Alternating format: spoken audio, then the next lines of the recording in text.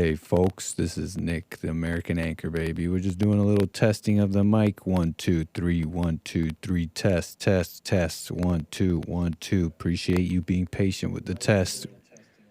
Music's coming back. Appreciate it.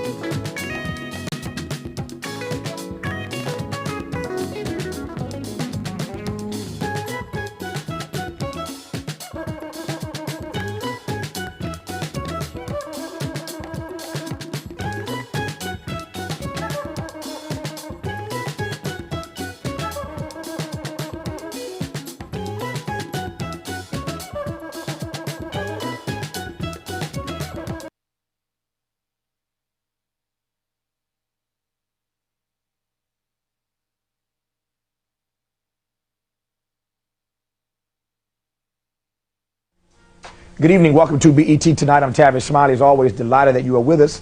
As the presidential election gets closer, black leaders are stepping up their effort, their crusade, shall we say, to get your vote for their particular candidate of choice that they'd like to see occupy the White House. But are they doing an effective job, or are black leaders more concerned about self than serving the needs of the public? Our guest tonight, Danny Bakewell, founder and president of the Brotherhood Crusade, an organization based here in LA, and of course the founder of the National Black United Fund. Pleased to be joined also by conservative talk show host, the Reverend Jesse Lee Peterson, founder and president of the Brotherhood Organization of New Destiny, otherwise known as BOND, and also the author of a new book, a provocative new book entitled From Rage to Responsibility. And of course, we thank Danny and Reverend Peterson for coming on to be with us tonight. I should tell you at the outset, I know both of these guys, and because their organizations have a similar name like Brotherhood, don't let the name fool you. Difference of opinions on these issues, and we're glad to have both of them here. Let me start with you, Danny. First of all, I wonder whether or not, in having these kinds of conversations, it is fair at the outset. It almost seems to me that you're, how can I put this, casting aspersion on all black leaders when you raise a question about black leaders and black leadership rather than black individuals who lead certain organizations. But everybody seems to always take a swipe at black leadership with this one broad brush. Well, they do, and it sort of makes it suggests that we all should be monolithic in our approach to the problems that exist in our community, which is not true. We have diversity of opinion, we have diversity of approach, we have diversity in style, and I think that's wholesome, and I think it generates a fundamental kind of nourishing and energy for us to get progress in our communities.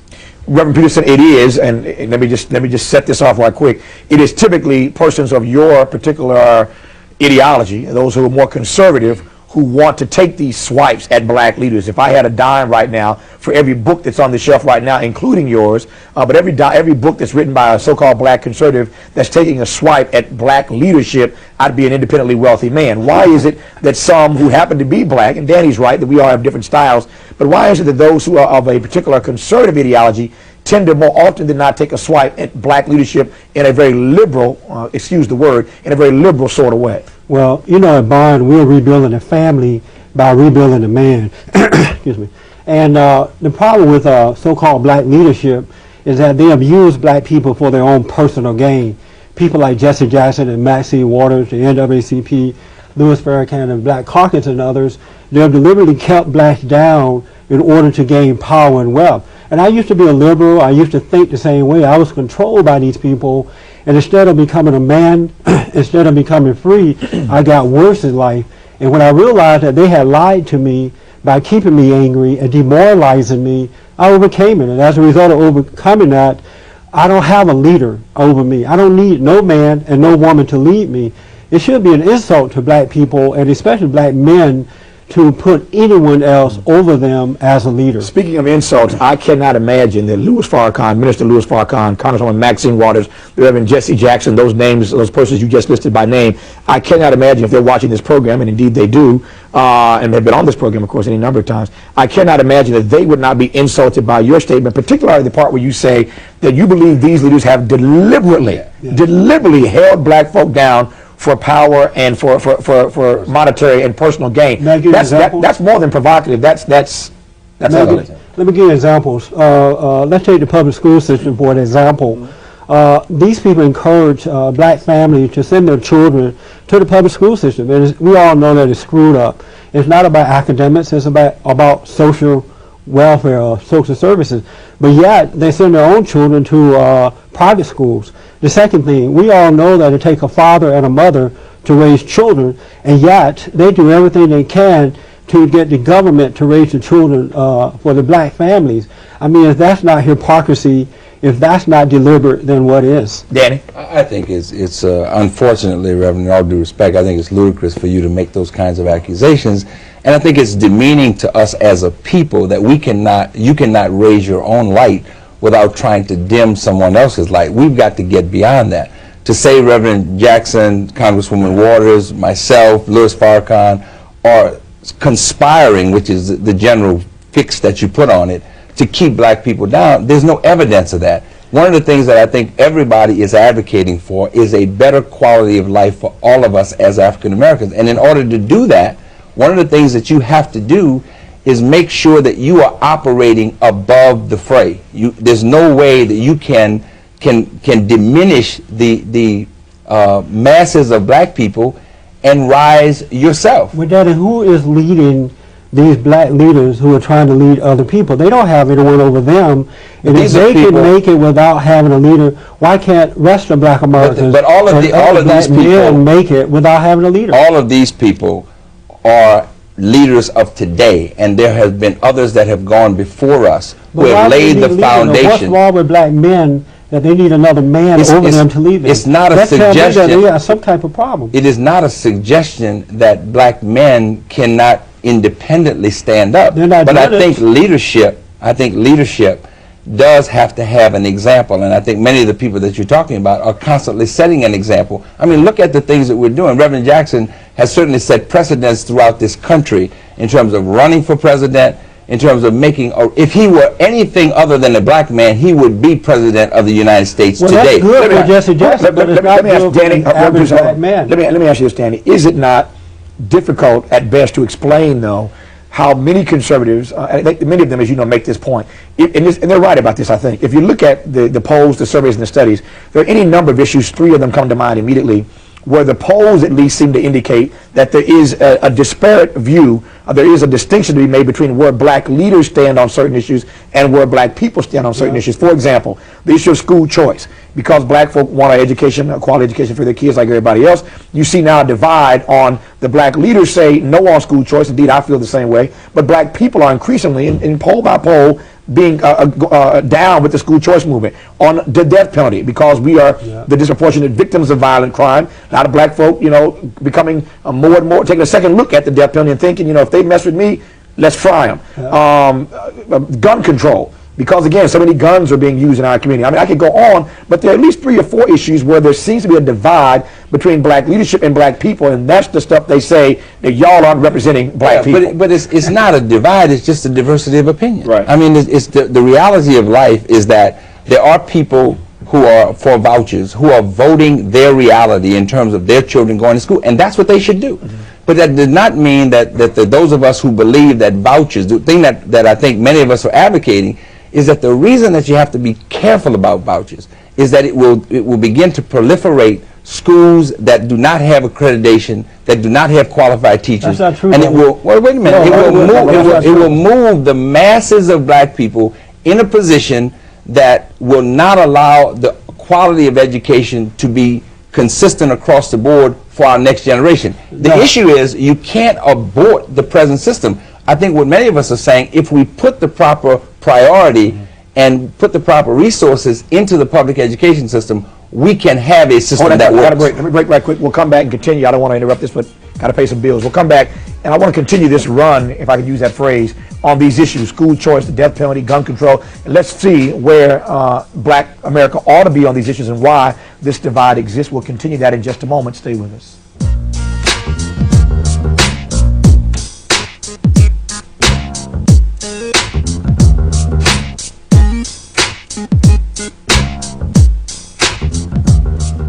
Welcome back to BET Tonight. I'm Tavis Smiley. Glad you're with us. One of our guests you see, Reverend Jesse Peterson, speaking on screen there, at least about what his views are when it comes to black leadership. An awfully tough subject to get your arms around.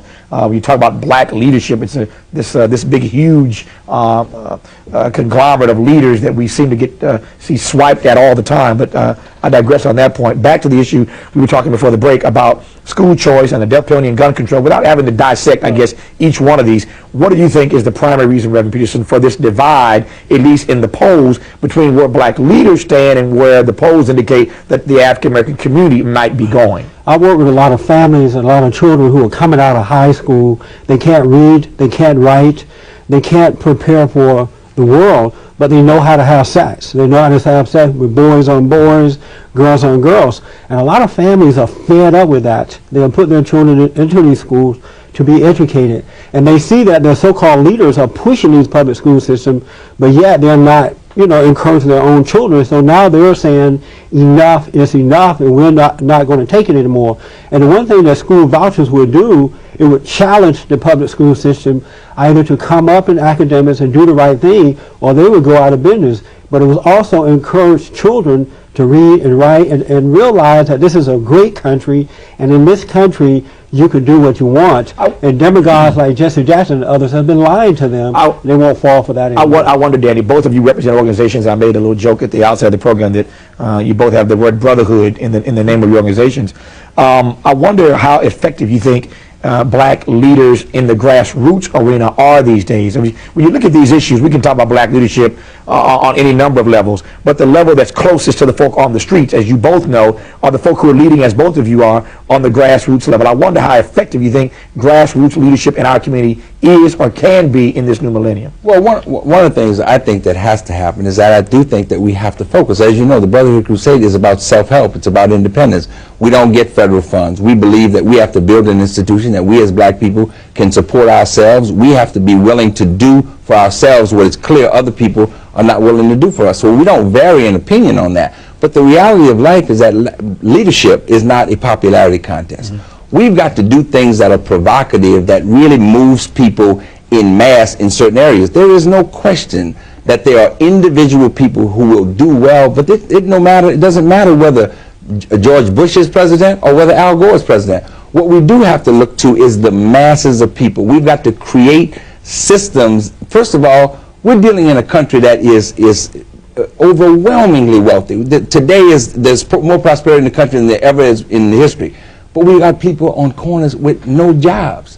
When you see black people on a corner and they're not working, they call them gang members, but they don't have a job in many instances. We've got to try to cure that. We've got to get to the root of the problem so that we can provide employment for every single person around. Reverend Peterson, I wonder whether or not you are at all bothered by the fact, and this is my own vantage point in the prism through which I look. I think Danny makes a good point that while we are in this election talking primarily, and we were talking in the commercial break, whoever wins is going to come down, I think, to who America most believes ultimately on how we're going to spend this surplus. Everybody knows we got a surplus. Absolutely. The question is, how do we spend it? Are you at all bothered, as I am, that when you hear these candidates, Gore and Bush, quite frankly, talking about how we're going to spend this surplus, that people of color, namely African Americans, at least by my judgment, are not often enough mentioned in that discussion about how this surplus gets spent? You know, even though we lag behind in every economic category. I'm not really bothered about that because the government has already given black people too much. But when I'm bothered, say that again. The government has already given black people too much. But what I am bothered about is that there is a possibility, a slight chance, that Al Gore will become next president of these United States of America. And if that should happen, it is over for this country. Because as we all know, Bill Clinton has done a good job in demoralizing this country, and especially black Americans. What we need, Tavis, is for fathers to come back into the home and guide their families in the right way to go. We don't need somebody outside the home to be the leaders. We need good examples, of course, but we need fathers to be that good example. Speaking of, we don't have that. Speaking of demoralizing, Danny, I wonder if Reverend Peterson might be right, and he ain't the first person, excuse my English, to make this point, that the real problem with the black community is that we have in fact been demoralized and been disenfranchised because we have allowed, and expected for that matter, government to do too much for us. You buy that argument? Well, I don't necessarily buy that argument. I do believe that, you know, history has sort of put us in some very difficult places. I mean, if you go back to the 50s, we had an economy going on in our community that was second to none. I mean, black people did business with black people. We were all dependent on each other, and we did fairly well. The system wasn't open, so what happened was we began to fight for integration. We did not begin to fight for independence. And that sounds like a swipe at integration. Well, to some extent, no, it wasn't a bad thing in the sense of we want to have options, but it was a bad thing in the sense that we walked past a black hamburger place to go spend our money with McDonald's. We put small businesses out of business in order to go eat at Walgreens. So, but it has taken us a while to recognize that the salvation of us as a people was economic independence. Let me ask you a question first, Reverend Peterson. I thought I heard you say while Danny was talking that you think integration is a bad thing. Forced integration is, yes. That sounds to me, I'm trying to juxtapose how a black conservative, I've never heard a black conservative argue to me that, you know, that they believe that integration was a bad thing, and I'm unclear why you feel that. Forced integration was, what they needed to do was to change the laws so that we would all be governed by the same laws, and then we would have come together based on character.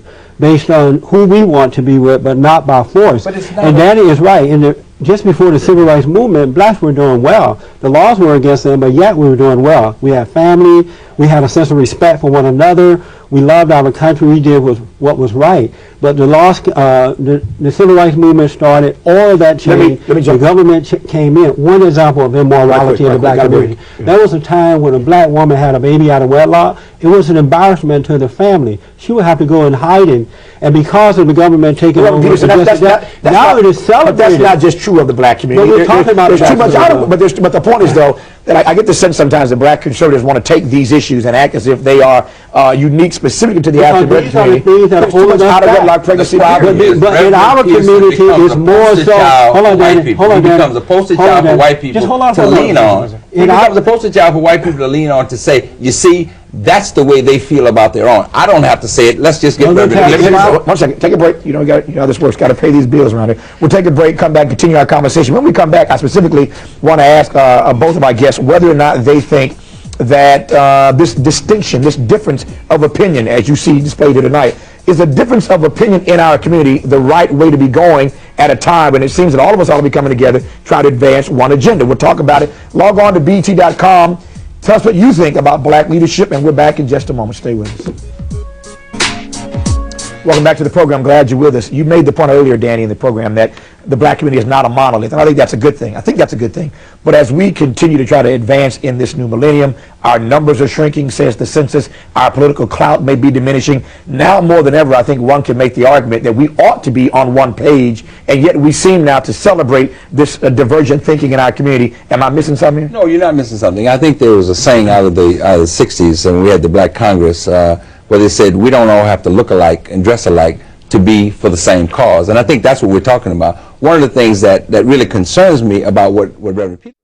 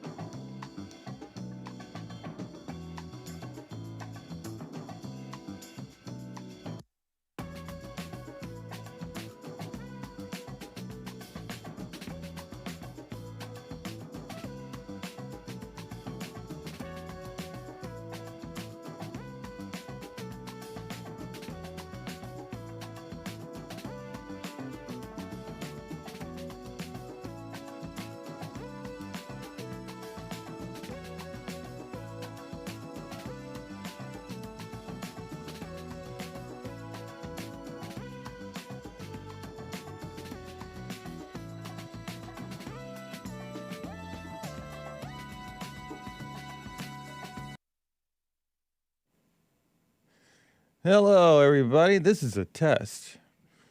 This is a test of the hardware this morning.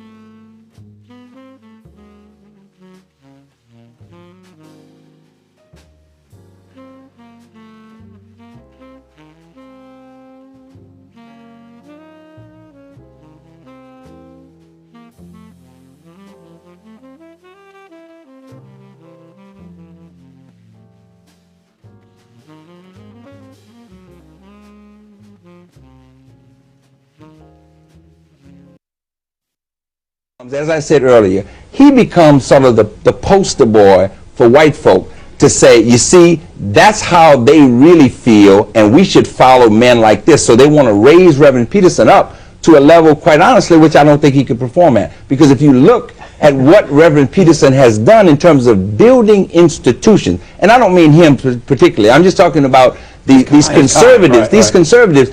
They're great mouthpieces, but they're not developing institutions that really affect the masses of black people in our community. First of all, Danny has no idea what he's talking about when he's talking about me in that way, but that's fine. Secondly, it is time that black people start thinking for themselves. Black people, not all of course, but most think in groups. They think in packs, and that's why they're all in the same hole. They're all suffering. They're all having the same problem because they think alike. We must be free thinkers. We have sense enough to know what is right and what is wrong. The second point, that in America, America is a country where Americans represent each other. And when I vote or when I want someone to represent me, it doesn't matter what color that person is, whether they're male or female. It's do they represent the same character I represent. I got to break in 20 seconds. Literally, you don't think that an African American person can represent African American people better, understanding their interests, their struggles? I mean, if it's a black person who have character, but most of the blacks who are representing us now lack character. But we need black and white to do it. I got a break. We'll come back in just a moment. You're watching BET Tonight. Stay where you are. Welcome back to the program. Almost out of time. Again, the book From Rage to Responsibility by Jesse Lee Peterson. Danny Bakewell, of course, for the Brotherhood Crusade. You have your big dinner here every year. Yeah. November the 9th. Right. We're honoring Gerald Busby, who's the former chairman of Motown. You want to get involved in Danny's dinner? It's a good dinner, November 9th, called the Brotherhood Crusade if you're in the greater LA area. 30 seconds apiece. No matter what you think of black leadership, I would like to think that ultimately we want to improve black leadership for black people and be about public service and not self-service. How do we improve black leadership, Reverend? We need to vote them out, and we need to vote in people that are going to do the right thing, people who stand for truth and not build a career based on racism. Jesse Jackson and others have used racism to build a career, and they have kept blacks down. We need to change that. Danny, last word. I think we have to be respectful of black leadership. We have to accept diversity of opinion. We have to make sure that we allow there to be even a thought like yours, Reverend, even a thought like yours.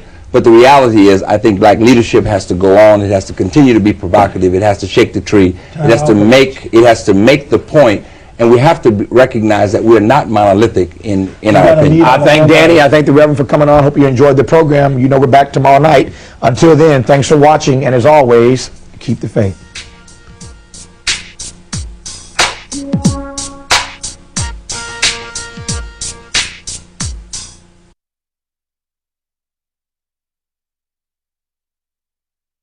"27 years, and we tutor counsel. We have a home for young men We have a credit union that we started so that we can loan the money to the guys and they pay back with interest, because a lot of these guys that come from, as you know, broken families, and they have no credit. And some of them, their mothers used their credit and abused it when they were kids.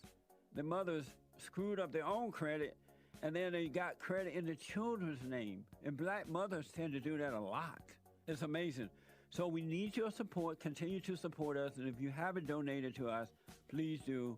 Go to rebuildingtheman.com, rebuildingtheman.com, or call 800-411-BOND, 800-411-2663, all right?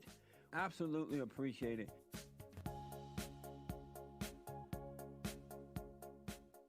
Good evening, I'm Pat Buchanan sitting in for Joe. Bill Cosby used harsh language at an NAACP event in May, criticizing African Americans for not living up to the legacy of the civil rights movement. Last night, Cosby defended himself from criticism that he had aired his community's dirty laundry for all the world to see. Here he is. Dirty laundry. Hey man, let me tell you something. Your dirty laundry gets out of school at 2:30 every day. It's cursing and it's calling each other niggas as they walk up and down the street. They think they're hip. They can't read, they can't write. Cosby's using tough love to make his point, but is it too tough? Is it fair? And will it work? Here now, the Reverend Jesse Lee Peterson, author of Scam, How the Black Leadership Exploits Black America, and Liz Brown, an attorney and radio talk show host at WGNU in St. Louis, Missouri. Let me start with you, Liz. Isn't it about time that some folks said the harsh, tough, true things that Bill is saying to the community? First of all, I would take exception to any truth that is coming from the words of Bill Cosby.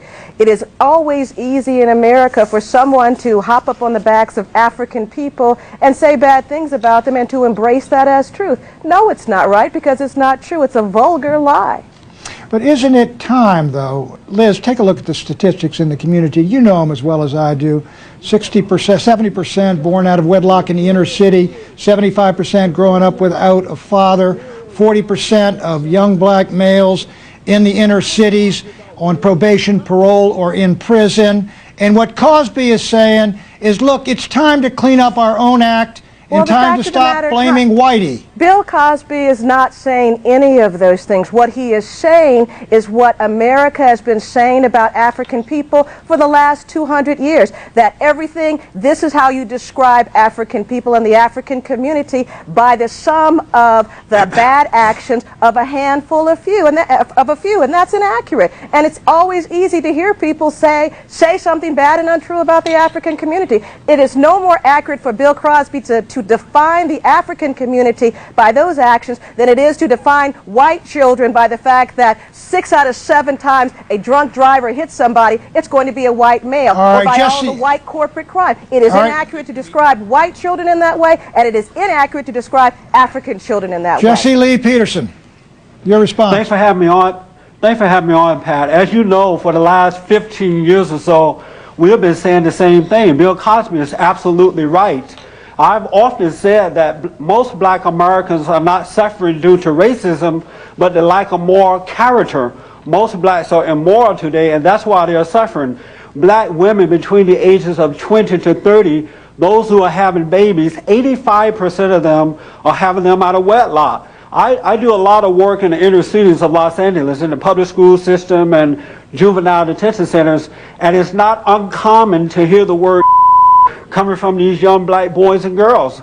And there's no respect at all for the adults within the black community, and it's because the parents are not doing their jobs. The fathers are out screwing everybody and their mama, and the women are out trying to find other men, and the children are raising themselves, and they're out of control. All right, Liz, let me just ask you, lay it out here. Look, there are some terrible problems, pandemic, in the African American community. We all know that. You know it. I know it. We've all been talking about it. What Bill Cosby is saying is, look, it's time to stop blaming Whitey. We got to clean up our own act.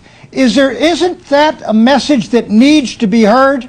Well, I'm certain that it is comfort to a number of white ears for people to hear that it is not white people's responsibility or problems or issues with regard to the community of African It's not descent. white people's problem. Wait a minute, and to suggest that all of a sudden now it's not white people's fault for the racism, for the institutional racism, and for the continuing assaults against African people. Of course there's racism. White people are not making white people are not people. So Liz, I'm sure this is comforting to many people to hear, to give people. Hold it, Liz. Hey, Liz. Wait a minute. Let Jesse talk. Let Jesse talk. To say that it is not white people's fault. Liz, white people are not causing boys and girls to go to beds and make babies out of wedlock. They're not causing young black boys and girls to commit. Liz, hold on. Mind out of the bedroom and deal with the real issues that are here. All right, let's call it truce. That are here are racism. That's the problem here in America. Liz doesn't want. Liz, we're going to let you talk about racism. Let Jesse Lee Peterson talk for about the next minute. Go ahead, Jesse. Liz want to shout me down because she doesn't want the truth to get out. The one thing I do want to say, Pat, is that white America, there's this notion in the black community that white folks can't be honest about what is wrong with black people, and I say that's wrong. White Americans and blacks have a responsibility to tell the truth, because the truth is not a color, it's a character thing. And I think that white America has made a big mistake by allowing themselves to be intimidated by the NAACP, people like Liz, Jesse Jackson, and others. The truth should be able to come from anyone, because we're all going to suffer if we don't start dealing with the lack of morality within the black community. All right, Liz, you're going to have the first shot as soon as we get back to respond to that. So everybody, you stay with us. We've got a lot more on Bill Cosby's contentious remarks, as you can see, right after the break. Plus, is Michael Moore's new movie he calls a documentary, a little more fiction than fact. We'll ask Newsweek's Michael Isikoff. Then, there's another tape of an LAPD cop hitting an aggressive suspect. But this time, were they really using excessive force? We'll ask an expert. You stay with us. Dogs, water hoses that tear the bark off of trees, Emmett Till. And you're going to tell me you're going to drop out of school? You're going to tell me that you're going to steal from a store? These things have to be taken care of in the home. All right, that was Bill Cosby last night at a conference with Jesse Jackson, appealing to the spirit of the civil rights movement. We're still talking about Cosby's controversial comments with the Reverend Jesse Lee Peterson and radio talk show host Liz Brown. Now, Liz, you heard that. That sounded, frankly, very eloquent to me. He was saying, look, there's a lot of folks went down to places like Mississippi 40 years ago. As a matter of fact, I was down there 40 years ago when those 4 folks were still buried in that dam. They made great risks. They made sacrifices. They've done it, and a lot of people are really throwing it all away, and they ought to shape up. Isn't that a message that a father of the community, which Cosby is, should be saying? Well, if that's, I would call that not love. I would call that abuse. And the reason why I would call it abuse is because it is coming to the African community, a person who is clearly out of touch with the issues that are going on in the African community, and telling inaccurate and making inaccurate statements about the African community. It is an elitist, out of touch assessment of the community of African descent. It is no more accurate to define my community by the actions that he sees, the negative actions that he sees of a few, than it would be for someone else to define the white community by the Columbine gangbangers that went and shot up their school despite having everything in the world that there is to have. The fact of the matter is that what I understand why Bill Cosby wore dark glasses when he gave that speech at Push. I would have wanted to hide my face as well, to look at African I got a question for you. We heard those things is absolutely outrageous and untrue. Aren't you putting racial solidarity above truth? What's the truth, Pat? What is the truth? You think Bill Cosby, a man who has contributed to this community, this country, hold it, you asked me things about people. You asked me to tell you what I think is the truth. I'm telling you this. I think this is a man whose son was killed by some gangster. A racist gangster. Yes, okay, yes. A racist gangster. All right, a racist gangster, but who is trying to tell the truth to his community, to which he's contributed all his life, to which he is a credit. He's speaking hard, tough truths about reality. You still haven't Very told me few what the people truths are. You still haven't told me The what truth the is truths are. there's a horrendous social disaster going on in the African American community alongside the great successes like Liz Brown and other people on TV, and you know it as well as I do. Well, because I'm on TV doesn't make me a success. There are millions of examples of success within the African community that Bill Cosby is ignoring and painting with a broad brush, simply because he said that when you see these children walking out of school, they can't read, they can't write, and they're saying these things. How do you know that? Why do you why do you paint an entire race of people with that? All right, hold it, Liz. Let me answer. All right, now you've got your point. Here's one point. I grew up in D.C. Black schools, white schools were pretty good. Back in the 50s, they were segregated. They were desegregated, and they were integrated. And now, average black kids in these high schools in D.C. are reading at 8th grade levels when they're seniors in high schools. There's violence in there. They poured money in there. They're failing. Isn't this something you and I both have to address? And Cosby, because he is a leader of the black community, is more concerned about it than almost anyone. And again, that speaks to my point. For you to suggest that Bill Cosby is speaking to something and saying something that other people have not been addressing since the history of this country. I haven't heard you address it. African people have been addressing the inadequacies and the wrongness in the educational system from the moment that this country was formed. Bill Cosby isn't addressing anything that African people have not been addressing since day one. What he is doing differently, however, is he is attacking and assailing the entire race of black people to make that All right, hold point. it, Liz. I heard him. I don't think, hold it. He is praising the folks in the civil rights movement. He is talking about a segment. Yeah, but he's talking about... Those are the only black people in the world? Those are the only black people that have contributed? For him to suggest that nobody else is contributing except for the people that gave it up in the 60s, and all African people didn't do that. Everybody contributes in different ways. Liz, I've got to give Jesse Lee Peterson the final word. Jesse? Pat, first of all, I want to say that we are Americans. We are not African American. We are Americans. We're Africans. Also, it brings a smile to my heart to hear Bill Cosby speak the truth so boldly. And I often think that Dr. King must be turning over in his grave, because he said that one day black Americans should be judged by the contest of character and not color. And unless we start dealing with the lack of character within the black community, Dr. King would have died in vain. We have to keep speaking up about what's going on, and the problem is not racism, but it is a lack of family and a lack of moral character within the black community. Our children are not being educated. Our children are not being educated because the parents are not watching over them. All right, I've got to say, Liz, thank you very much for coming on. I'm sure there's going to be more comment on what Mr. Cosby had to say. Reverend Peterson, I'm sorry we had a brief break there. We couldn't get you on. Yes. Thanks for coming on, my friend.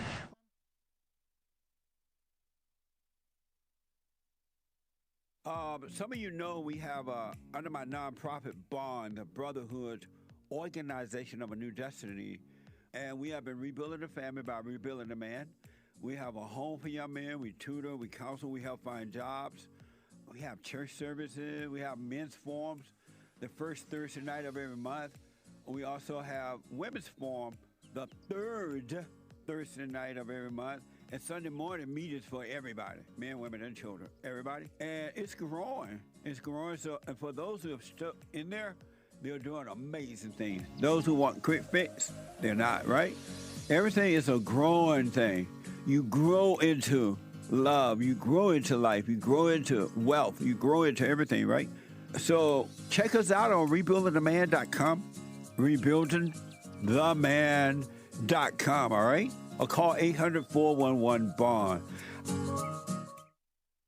African American parents. He says stop spending money on $500 shoes and start teaching your kids to speak properly.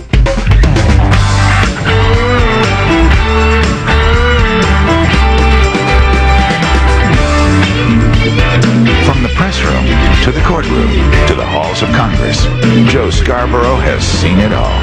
Welcome back to Scarborough Country.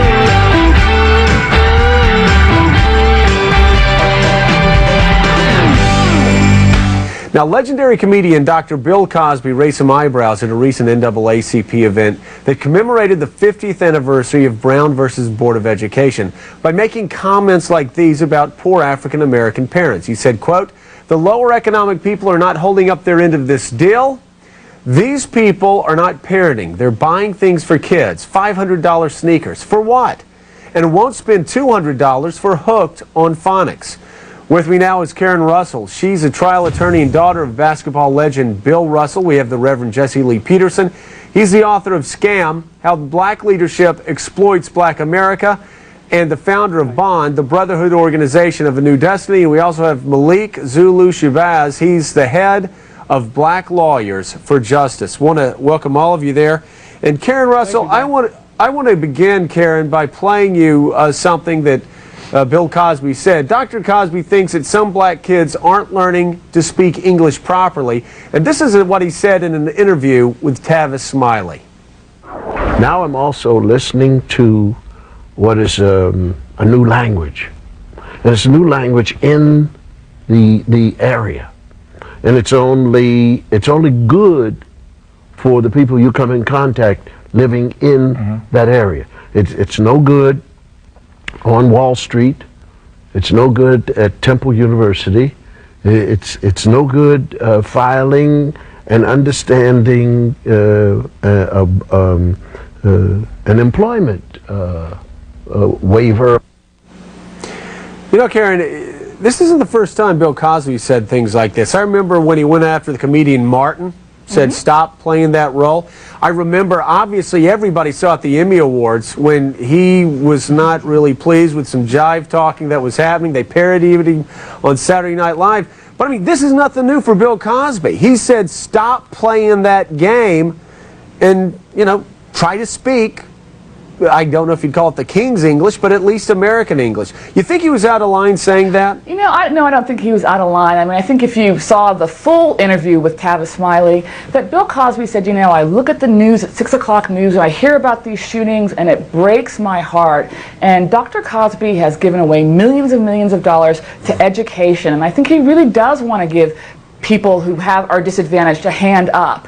And I think he feels like he's done this and that people haven't fulfilled their end of the bargain. So, yeah, you know, he's a comic, so he's going to use some salty language, but I think his heart is in the right place, and I think he is trying to hold parents responsible. I don't think it's limited to African Americans either. I mean, I think there are plenty of people, you know, whether it's Appalachia or in the inner city, who are buying crazy $500 sneakers for their kids and whose kids aren't going to school. So I think it comes from a great place. I think he's a generous man, and I think he means well. Malik, you know, some black leaders voiced concerns that conservatives would use Dr. Cosby's statements against the African American community, and this is how Bill Cosby responded to that. Anytime Russia is ammunition to keep firing at black people. I don't give a blank about those right-wing white people. They can't do any more to us than they've already started with. They can't try to throw us back any farther than they've tried to throw us back. And they're doing a very good job of it. But by the same token, for God's sake, turn around and let's have some meetings and say, brother, let me explain to you. You're the father of so forth and so on. Brother, you gotta reel him in, man. You gotta go talk to him. Oh, what do I do, man? I got a son, he won't listen to me. Well, hey, brother, that's your son. Malik, do you disagree with Bill Cosby has said? You think he's wrong to talk tough to his own community? I think he's wrong to talk family business in a public forum, which includes not just black people, includes all of white America. I've never heard him criticize Bush or white society, but he's so open and frank about his feelings about the poor, suffering masses of our people. I think he's intellectually dishonest. He does not represent me. And he's really pinning the tail on the donkey, which means black people, when he should be pinning the tail on the honky, white racism in America. I've never heard him do that, sir. Malik, you say the honky. What should he say about the honky? What I'm talking about, sir, to use the symbol, I'm talking about white racism. I'm talking about the conditions that produce poverty, Bill Cosby came up doing Fat Albert and the Cosby Kids. He came up with a cartoon series that used ebonics, that used slang. Now he became part of the Huxtables, and he became accepted by white society. Now, with his arrogant self, thinks that he can talk to our people anyway. You know, Instead Malik, of talking this way, he should be in the ghettos helping our people. Malik, you know, one of the things you talked about, the root causes of poverty. I think most social scientists, be they black or white or Asian or whatever, will say one of the greatest causes for poverty, especially in the inner cities, has to do with single-parent households, with single moms having to raise their children alone. And Bill Cosby, though, that's exactly what Bill Cosby was talking about here, wasn't it? How can Bill Cosby condemn the black woman who has suffered so much to raise our children and our babies, and to broad brush condemn them, and then to ignore the conspiracy to destroy the black man, which is a white American institution to destroy and to dehumanize, to underemploy, and to castrate the black man? Bill Cosby knows better than this, and he's being intellectually dishonest, and he's wrong. Well, I think you're wrong to say there's a conspiracy to castrate the black man in America, but that's a debate for another night. I want to play for Reverend Jesse Lee Peterson what Bill Cosby had to say about Tavis Smiley, what he said to Tavis Smiley about his critics. Whether I deserve to, whether I have the right to, I'm saying that I see many things. I'm looking at Nashville in the march where people are trying to sit at a counter, and we say, okay, all of that was done for this. And then here it is, 50% dropout. You can't just blame white people for this, man. You can't. Do you agree with Bill Cosby or Malik, who said there's a white conspiracy for the honky to hold the black man down? Well, I disagree with Bill Cosby that the so-called white wingers are trying to hold black Americans down. In reality, it's the Democratic Party, the liberal Democratic Party. But I agree with him 100% that most black Americans, not all, but most are suffering not due to racism, but to lack of moral character. You have 70% of black babies born out of wedlock today, and there's no shame about that at all. And there's a lack of personal responsibility within the black community, and we've been saying this within our organization for the last 14 years or so. Most of these single parents tend to reward their boys and girls for doing wrong rather than doing right. And another thing that I've noticed within the black community, there is no real desire or need in the mind of many black Americans for moral character. They don't really care about that. It's like, what can they get and what can they get for free? I am really shocked and surprised that Bill Cosby said it. I am glad that he said it, because if we don't start dealing with these moral issues or lack of moral issues within the black community, we're in trouble. Another point let me play that. Hold on a second. Karen, let me play you one more thing that Bill Cosby had to say about victimizing some black criminals. He said, quote, "These are not political criminals. These people are going around stealing Coca-Cola. People getting shot in the back of the head for a piece of pound cake, and then we run out and we are outraged saying the cop shouldn't have shot him. What the hell was he doing with a pound cake in his head?" Karen, respond. Yeah, Joe, I think actually Malik and Bill Cosby are right here. I do think in the criminal justice system that there is a disparate impact on African Americans, but I also think that there also has to be room for personal responsibility. I congratulate Bill Cosby for opening this dialogue so we can talk about, are there vestiges of racism, and do we need also to be accountable? Do we need to be moral? But I think this is the type of teaching that's been going on in the black community. Black on black crime is out of control because the children have not been taught by their parents how to respect one another. At this very moment, Bill Cosby and Reverend Peterson are being given a standing ovation by the Ku Klux Klan, by the Rush Limbaughs, and by the Confederates. No, the Klan wins when black people shoot each other And when black kids one at a time. Hey, please hold on. It is false to say that there is a broad brush lack of morality in the black community. I condemn it. And Bill Cosby came up showing poor people with moral values. Karen Russell, hold on a second. One at a time. Karen Russell is stop talking, please. Stop talking. Karen Russell, how is Bill Cosby playing into the Ku Klux Klan? Do you believe that? No, he's not. I think the Klan wins when black people aren't educated, when black people don't succeed. But I do think that there is moral decay, whether it's Britney Spears and it's the TV that we watch and the garbage in the movies. We're not talking about Britney Spears. We're talking about the black community. Well, whether it's focused on that community, we don't care what Britney Spears is doing. We care what has happened to black children. Yes, and black on black crime is out of control, and it is because these single mothers are not disciplining their children. I could accept that kind of talk from Louis Farrakhan, who would give you both sides in black and white. But Louis Farrakhan is a racist. Louis Farrakhan is not a racist, but I cannot accept it from a man who has essentially become a member of the black bourgeoisie and is looking down his nose and has sold us out. All right, Malik, Karen, and Reverend Jesse Lee Peterson, thanks a lot for being with us tonight. I greatly appreciate it. I got to tell you now, I'm a honky, as Malik said, but I think Bill Cosby has done more to promote African American causes and help the mainstreaming of that society in America than anybody else, at least since Martin Luther King. I think he had a lot of guts to step forward, and I'll tell you what, you got the head of the NAACP that's saying the same exact thing. Now, I totally disagree with the way things are going, but you can't be angry because that's what the enemy wants. He wants to control you. They do things to make you mad so they can control you. It's like being married, and the wife would do things to make you mad, or she'll do things to make you feel good. And men do that to women too when they want something from the woman, especially sex. They'll make her feel good, or they'll make her angry. And the woman's gonna have to say, you don't want to be angry. You want to speak up. You want to disagree with what's going on. It's wrong, but do not be angry. Then you won't have fear. You won't have doubt. You won't have worries. You'll be able to see, but you got to stay away from anger. That's why you must forgive your mothers and your fathers so that you can overcome the spirit of anger. It's a spirit and it's wicked.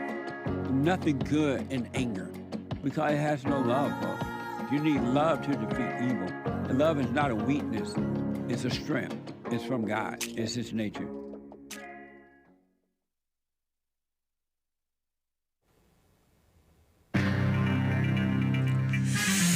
Complicated business, folks. Complicated business. Hope you're enjoying the throwbacks here while we work out some kinks in the studio. This is the end of hour one of the Jesse Lee Peterson Show. It is Monday. Everybody loves Mondays. November 13th, 2023 AD. Stay tuned for hour two.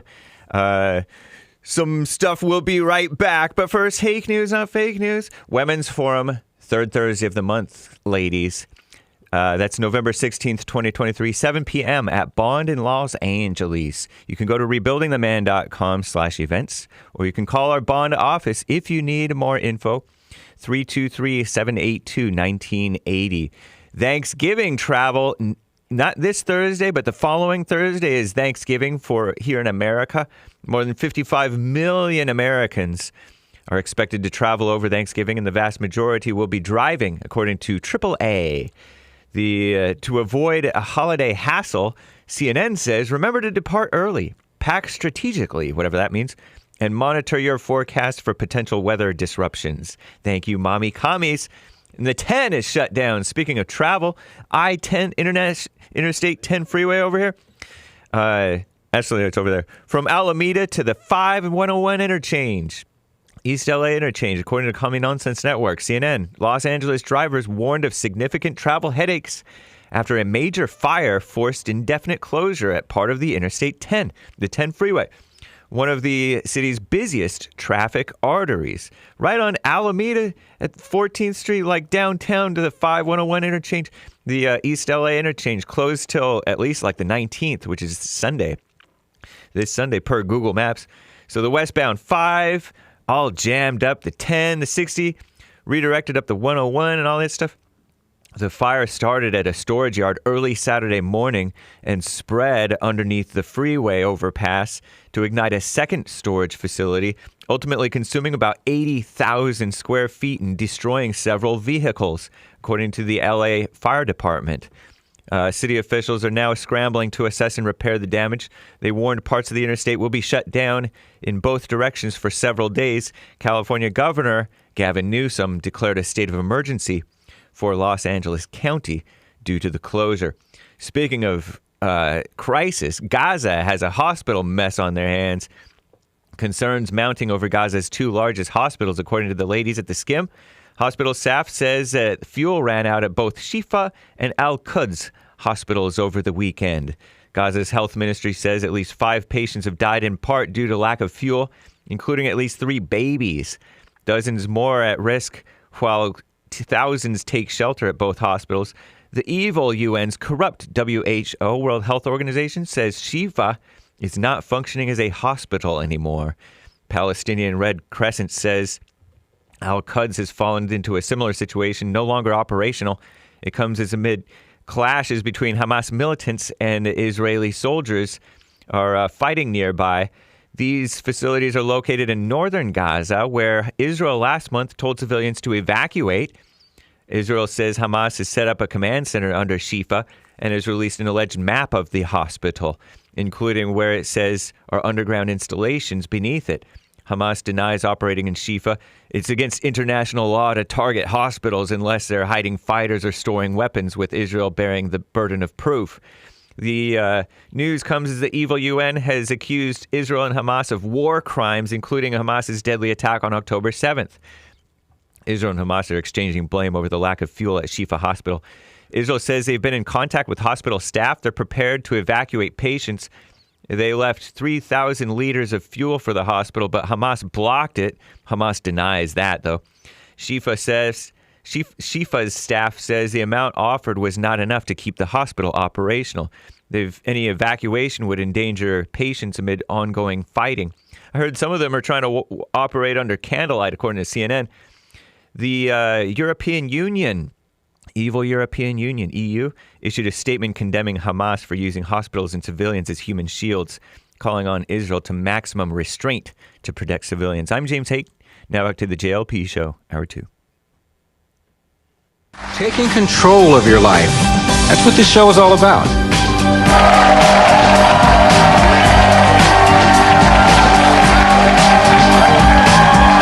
How you doing?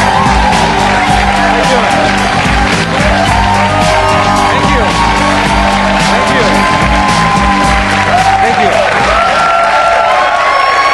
Thank you. Feel like I should run for office. Appreciate it. All right, today we're going to talk about some controversial forms of racial discrimination. Later in the show, we'll talk to 2 women who say not only did they not get hired for jobs they were applying for and were qualified for, they didn't even get a job interview. Why not? Well, they say it's because of their black-sounding names. But first question, do you believe that blacks get stopped by the police just because they're black? Our first guest says he's been pulled over, get this, 100 times. 100 times. Here's more of Antonio Lomax's story. Racial profiling is not just a police officer stopping someone in their car. It just takes so many forms. You know what I mean? It's prevalent. It happens to us every day. I was harassed yesterday by the police, as a matter of fact. Unfortunately, I'm defined by the mistakes that I've made in my past. The police, hey, he's a convicted felon. We know he's a convicted felon. He must be doing something. So I'm getting stopped all the time. Police don't have to know you where I'm from to stop you. You know, if you fit a certain description, the braids in my hair, a do-rag on my head, earrings in my ears, the type of car that you may have, we feel like all going to the bar, and we know we're going to be going, you know, it's going to be four or 5 of us in a truck or something like that. We ride in my white friend's car. We won't get stopped. Guaranteed. I mean, we all know that if we ride in his truck, we're fine, no matter what we're doing. This is Antonio Lomax and Sandra Seegers. Sandra is a taxi cab commissioner in Washington, D.C., who says some profiling is actually necessary. Antonio, let me start with you. 100 times? 100 times. Yes, over 100 times. I was actually just giving your producers a number. It's been more. I get stopped on an average of 2 days out of the week. Because? Well, unfortunately, fruits of a misspent youth, let's say. I'm defined by the mistakes that I've made in the past. What kind of mistakes? I've been convicted. I'm a convicted felon, almost 3-time convicted felon. Convicted of? I was convicted of armed robbery, drug possession, and drug manufacture. Did you serve your time? Yes, I paid my debt to society. So when you're going down the street, no one can tell that you've been convicted? Well, no one can tell that you've been convicted. So it still doesn't explain why you got pulled over all those times? It doesn't. What do you think? No, it doesn't. Well, I believe that, unfortunately, I fit a profile to which our society adheres to. Andre, do you think he has a right to be upset about it? Yeah, he should be, but that's life now. And there's a certain look, because I'm a tax care commissioner, there's a certain look that's profiled. There's a certain look, and he just said it. So why would he continue to look that way if he knows that's the way they're going to stop him?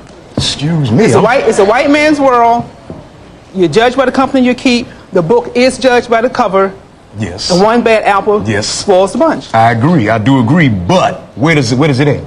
Where does it stop? When do we set a limit? And wait a second, Sandra. What do you mean it's a white man's world? That's it. We just have a small role in this world. The white man controls everything.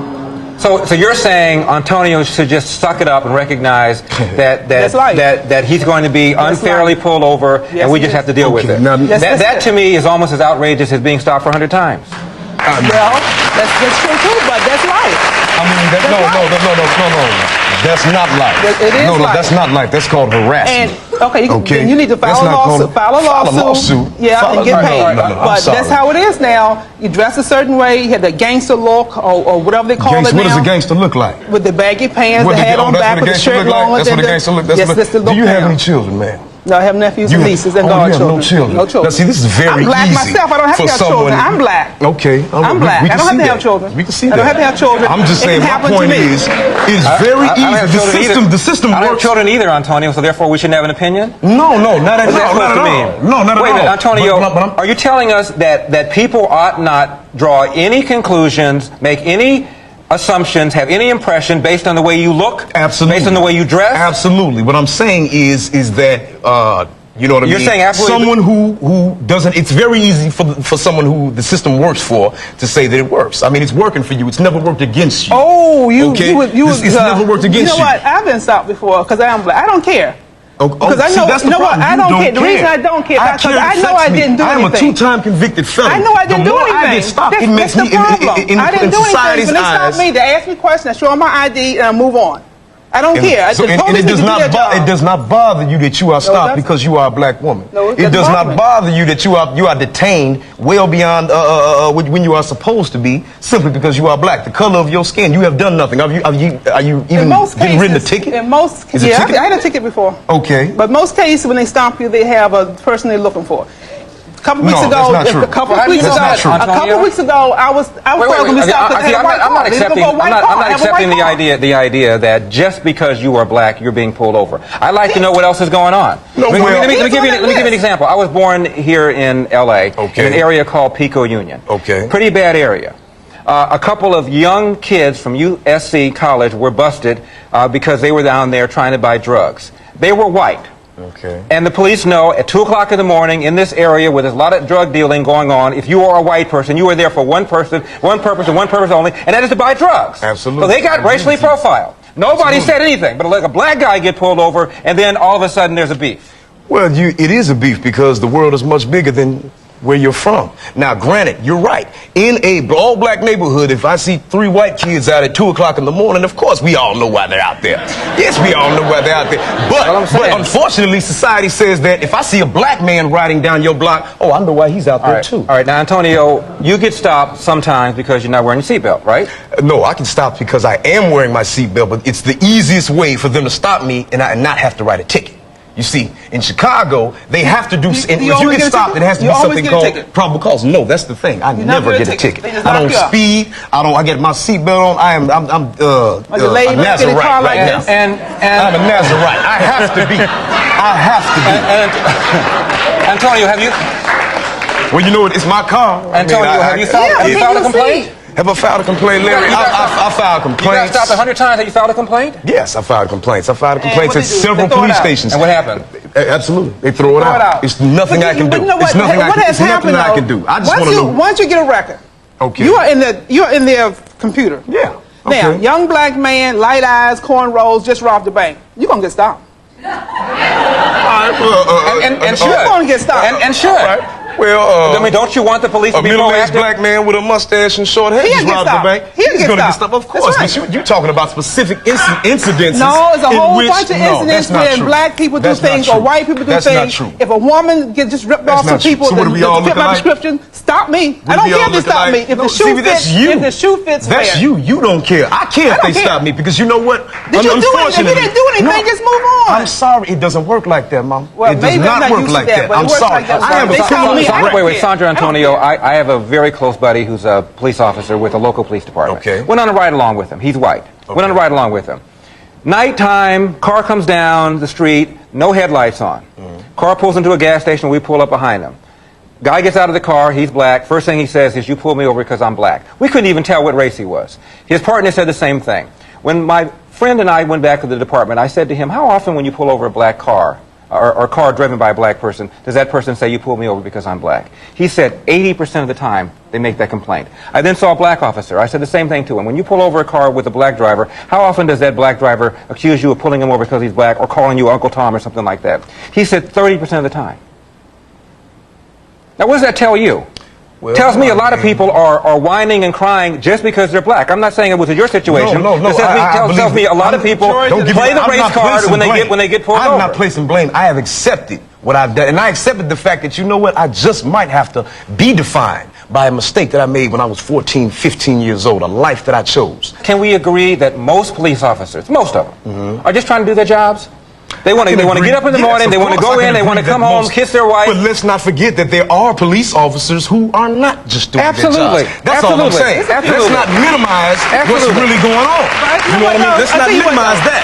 I tell you what, I don't want the police hands tied. If you didn't do anything, they won't bother you. You know what? They may take you in and let you go. So what it's like. If somebody raped me, robbed me, and I give them a description of short hair, gray hair, beard, stop everyone that looks like that. Because it may be him. I want the police to do their job. I hear you, but until that happens, I mean, you know what I mean? I mean, right, exactly. You're just going to continue except being stopped and detained. You are, you know, you're being compliant with it. You are conformist. You have to stop you until they find out it wasn't you or was you. One way or the other. Either it was or wasn't. If it wasn't you, stopping somebody solely because they're black is illegal. Yes, it is illegal. But unfortunately, taking race into consideration as one of many variables, time of day, what you're driving, whether or not they're looking for another suspect. Absolutely. High crime area is perfectly legitimate. That's perfectly legitimate. Now, it's not fair for you to be stopped 100 times if just because you're black you were stopped. That's not fair. And I'm not condoning that. All I'm suggesting is most cops don't do that. Most cops are trying to do their jobs. There's some bad apples, there's some bad lawyers, there's some bad doctors, there's some bad everything. Okay? Larry, if we can apply that same philosophy to our officers who protect us every day, why can't we apply that to our children who make mistakes? Not all of them who are driving cars are criminals. Fair enough. All right, we're going to take a break. When we come back, we're going to talk to a young man who's been stopped 25 to 30 times since he was 16, yet he's never been convicted of a crime, never been arrested for a crime. We're going to talk to him next. Don't go away. I've been stopped by police and law enforcement about 30 times. I do not believe I was stopped on all these occasions because I was doing something wrong, but because of the color of my skin. And I see all of these floodlights pointed at us, and then I see all these officers with guns pointed directly at me, and I'm like, I just froze.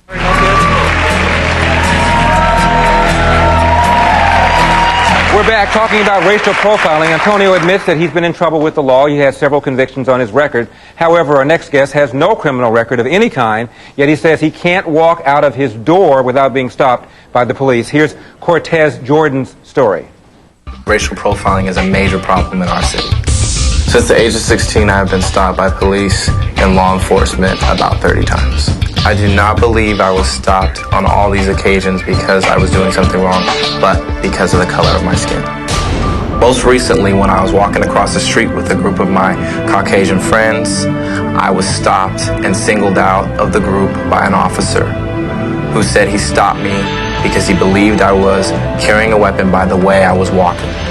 It was extremely humiliating to be stopped in front of my friends. I have never committed any crimes or carried any weapons, ever. I actually work with middle school programs, try and relate to them that they don't need to be involved in violent behavior and try and provide them with positive alternatives to these types of things. Racial profiling is happening in the United States of America in 2004, and that it is everybody's problem. This is Cortez Jordan and Jesse Lee Peterson. Jesse is a radio host who believes that racial profiling can save lives. Let's start with Cortez. You've been stopped by the police how many times? Between 25 to 30 times since the age of 16. Are you always dressed the way you're dressed now? I'm not always dressed the way I'm dressed now, no.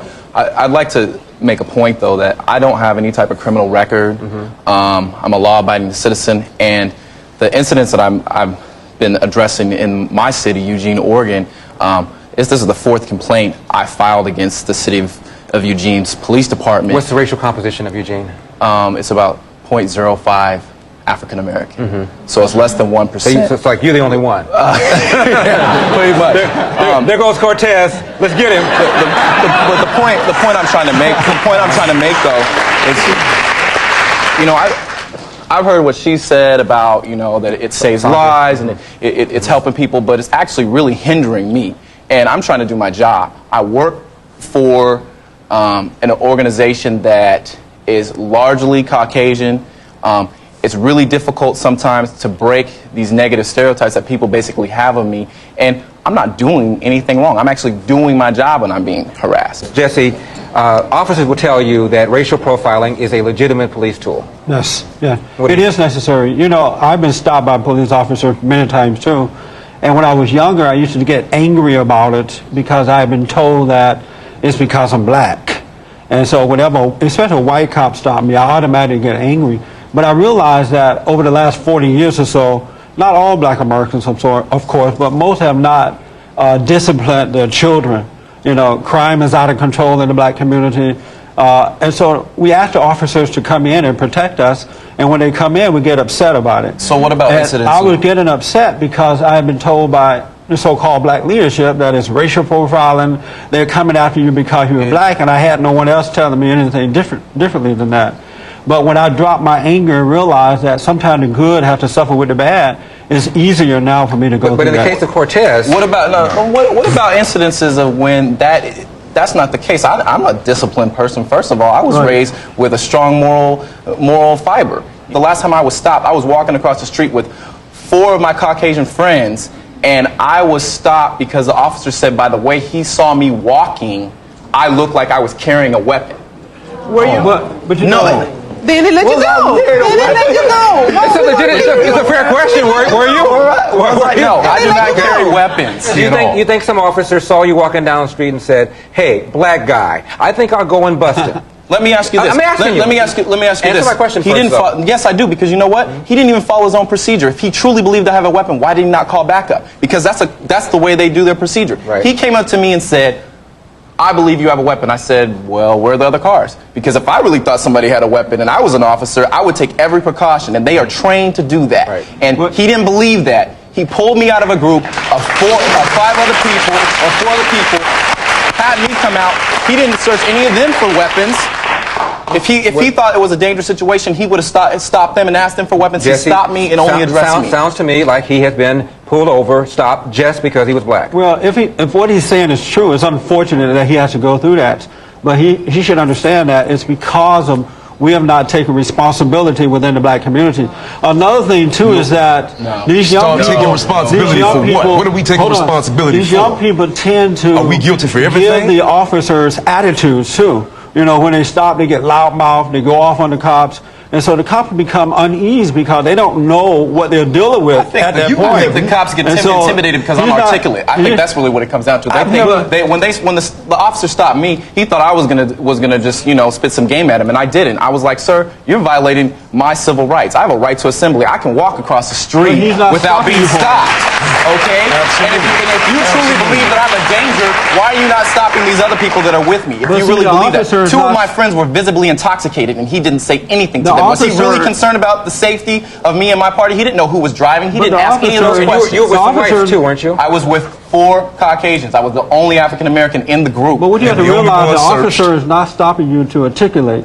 He's just doing a routine check. He's And if doing a you follow- routine check. If you follow, Of me and not them. if you Of me and not follow- them. Out of if you 5 follow people. his instructions, He's doing his you job. wouldn't have to go through that. But if you give him mouth, He didn't lock him up. He didn't lock him up. Sandra, go ahead. He didn't lock him up. He didn't have a gun. He looked like he had a gun. He didn't How lock do him you up. look like I had a gun? Maybe he had a bulge. Maybe he had a bulge. Come on, no, that's And he didn't lock him up. He let him go. You know what, though? He let him Here's go. the He thing got about a it, man. record. You know what? I got a bulge right now. What I got on me? I don't know. I got a bulge in my right now? Judah, I got a bulge Security! right now. Security, you got a bulge right You know what now. I mean? I got a gun. Hold on. Go ahead, Cortez. The thing about it is, though, is that if I'm doing the right thing, if you're doing the right thing, you should be treated with respect and dignity. And that's all I do. The thing about it is, no, that's not true. Here's the thing. Here's something I'd like to address. I have done 5 trainings with the City of Eugene's police department about racial profiling. I work for the same organization that actually stopped me. I work for the City of Eugene. I work with youth. I work at a swimming pool. I'm an assistant manager. I do all sorts of programs trying to keep youth and give them, keep them off the streets, give them positive alternatives. I'm a positive force in my community. So if you're going to continue to put pressure and intimidate and harass the positive force in your community, guess what? They're going to leave. They're not going to deal with that.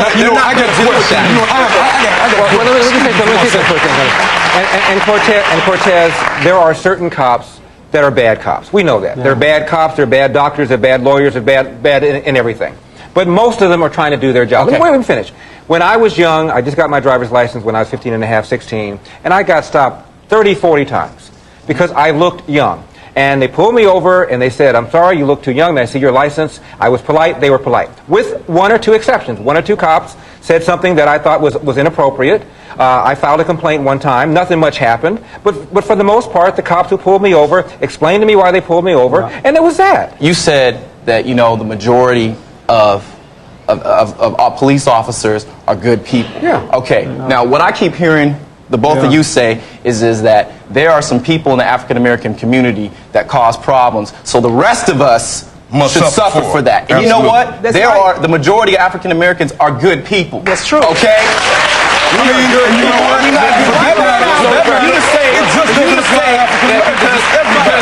There's some people, there's some images that are projected out there. Hold on. Cortez, let's also be honest.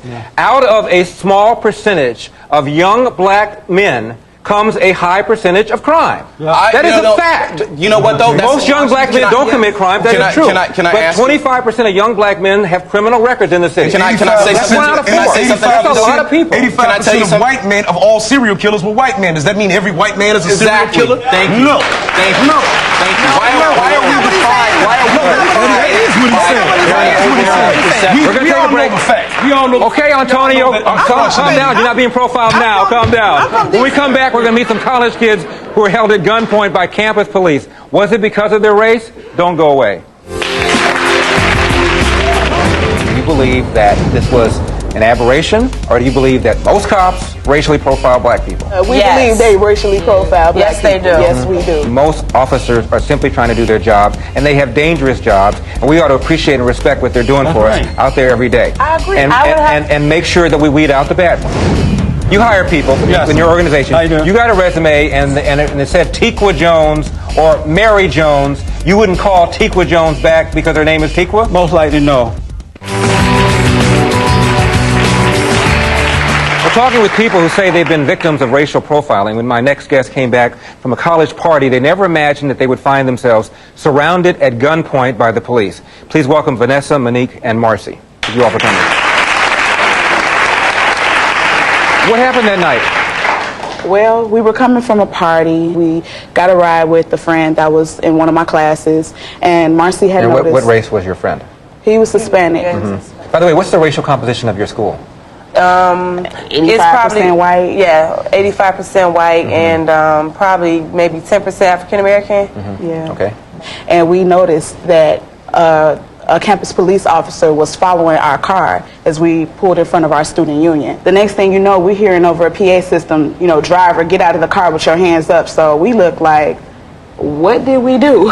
Right, but we thought nothing of it because the driver, you know, we were like, okay, we're females. They're not going to do us wrong because usually they don't. So the driver got out, and then once they told, you know, the back passenger to get out, and then from there, it was just chaotic. Terrible. I was the second person to get out the car after the driver, and what I got out the car to was about 9 police officers from the city, from the Macomb, which is our campus, our county police, from the campus. It was 3 different departments there. Sheriffs. The sheriffs. They were all there. It was 9 police cars. The K-9 unit. We were just coming from and a the party. K-9 unit? And dogs. When we stopped, we rolled the window down and we heard dogs barking. We heard dogs. Okay, so you guys get out. And I got out first. I was the first girl to get out. And I see all of these floodlights pointed at us. And then I see all these officers with guns pointed directly at me. And I'm like, I just froze. I didn't know what to do. I didn't know what to do. I just was like, please don't sneeze, don't cough. Gun point. Don't do anything. At gunpoint. Just at gunpoint. Guns pointed at you too, Marcy? Yep.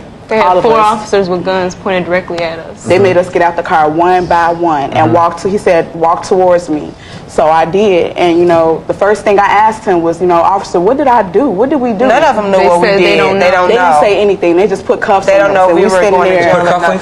And they searched us. They searched me twice. But I wasn't searched. You know, that's and they searched you twice? Inconsistent. They didn't search her at all. They searched me once. A white student called in to our campus police. And they said they were the Macomb police, the city police, and they put in a call, you know, to the area law enforcement, and they said, you know, he was threatened with a gun by 5 black males. Now, how did you find that out? We actually saw the audio and the video of the incident, and we heard the call. We heard the actual call. But they never really told us that. But the officers never told you that? No, they said they didn't know what it was. They just said they didn't know. Well, if they're looking for a car full of black men, why'd they stop you? Because they were bored. Ask them that? They were bored. They were bored. I mean, they didn't have anything to do. I mean, it's Macomb. What do they do? That's why I feel prey this on racial college profiling. students. You guys filed a complaint? Yes, Absolutely. And what happened?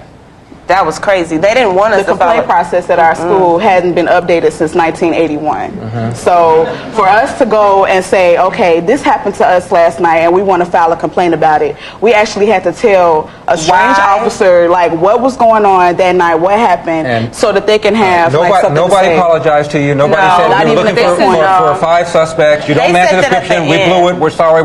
Nobody said that. They said they did their job and we were lucky to get off. Yeah, they said usually they. But Larry, that's why you file a complaint. If the cops are wrong and you're in the right, you file a complaint to let the law take effect. These will work out on your behalf. No, it will not work on our behalf. It will work on your behalf. If you were in the right, I agree with Jesse. It will work on your behalf sooner or later. Sooner or later. If those cops are routinely pulling people over for no reason other than that they're black or they think that they're black, and enough people file complaints, sooner or later, it's going to establish a pattern. What happens often, though, with a black person is they get pulled over and they complain, but they don't file a complaint. And I'm not saying they act on every single complaint, but you let enough officers get enough complaints, sooner or later it's going to affect their career. It's going to affect their promotion. It's going to affect their pay. And I would urge every black person who feels that he or she was pulled over wrongfully, look at that badge number and file a complaint. Well, that was the problem. It was too many floodlights. You couldn't see. You couldn't see. And they won't tell us. They won't tell us who the officers were. Everything happened fast. One of the things that we have to change, we work in my organization, Bond, we work with a lot of young black men who are angry, come from gang violence and things like that. And so what we have told them is they have to adjust their attitude. You know, whenever there's a white cop and a black person involved in this and that, it's not always racial. No, I agree with you on that, Jesse, but that's not what we have here. And all the we have young college students, no attitude. They got pulled over. Clearly, they got pulled over when the cops were looking for black males. According to them, black males, and they're not black males, obviously. How is we don't know what their attitudes were in this situation. You know, we just have one side of the story right now.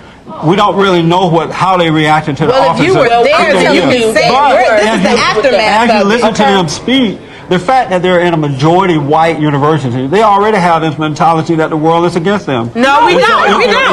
Why would we go to that environment if we don't want that person to white cop, they're going to automatically judge the cops as coming after them because We thought they're they black. were doing their And it job. sounds like they're doing We that thought here. they were doing their job, but when they started joking around and playing, how did you expect us to react? All right. Smiling? Okay, No. Marcy, Monique, Vanessa, here's my question for you. Do you believe that this was an aberration, or do you believe that most cops racially profile black people?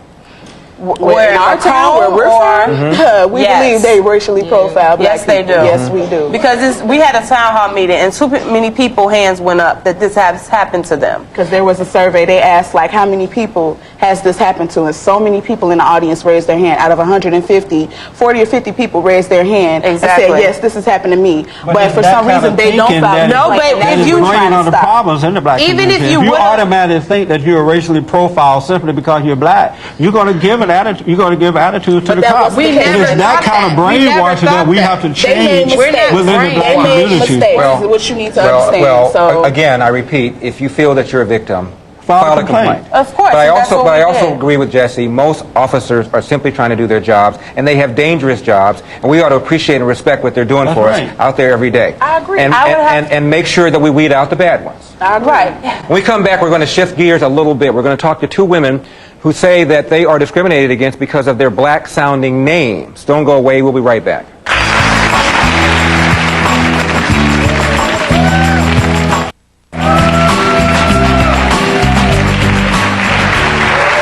So, what would you do if you didn't get the job that you wanted because of your black-sounding name? A recent study shows that workplace discrimination begins well before the job seeker even shows up for an interview. This is Tikwa Gator. Now, after sending out close to 100 resumes and receiving only 2 callbacks, Tikwa began to wonder, hey, is it because of my name? Why do you feel it was because of your name?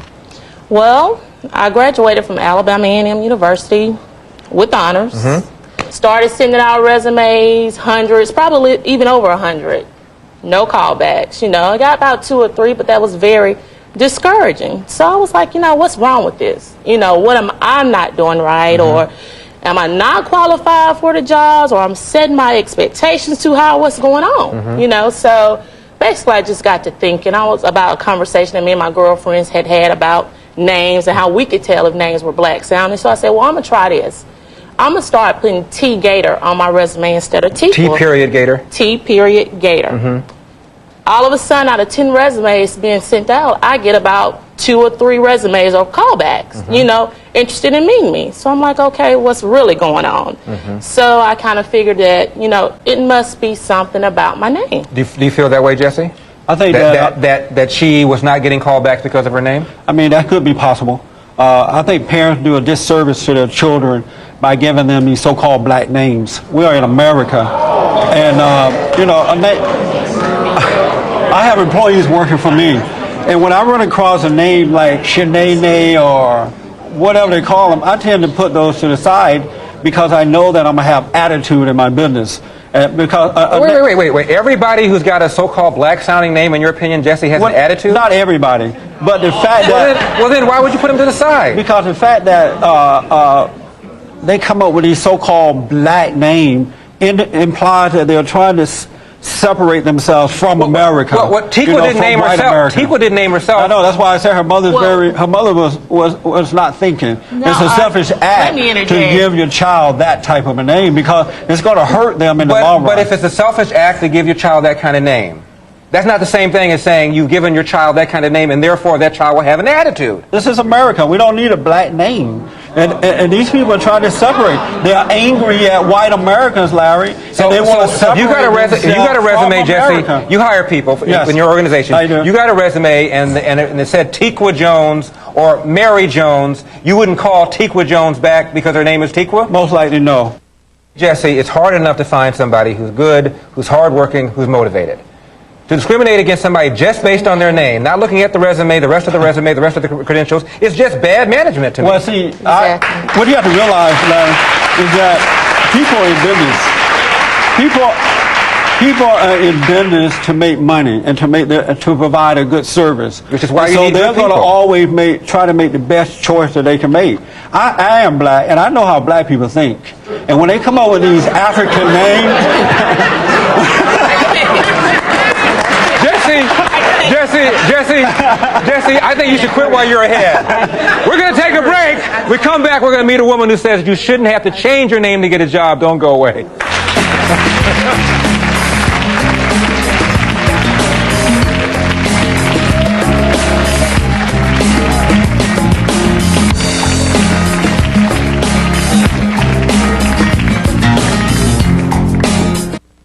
We're back discussing controversial forms of racial profiling. This is Shalonda.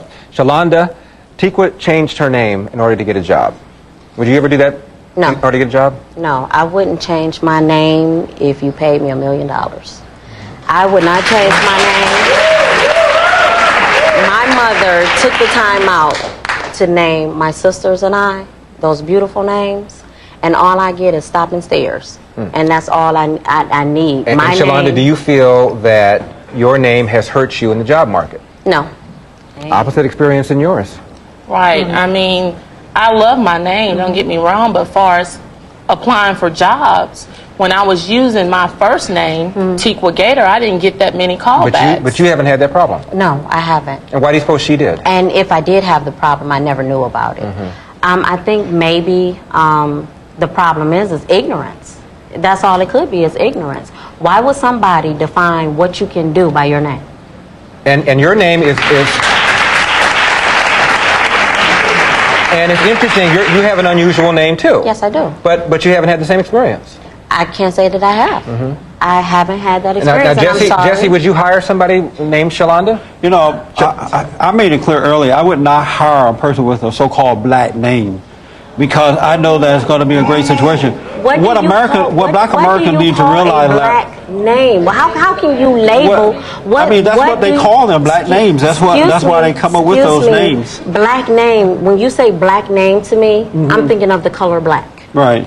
How can you define who this person is and what she can do by a black name? Well, you know, her black name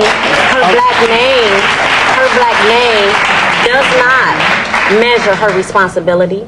Her black name. Well, what you need to realize is that a lot of black parents are naming their children with black names. They say, "I'm giving my child a black name. I don't want them to have a white name."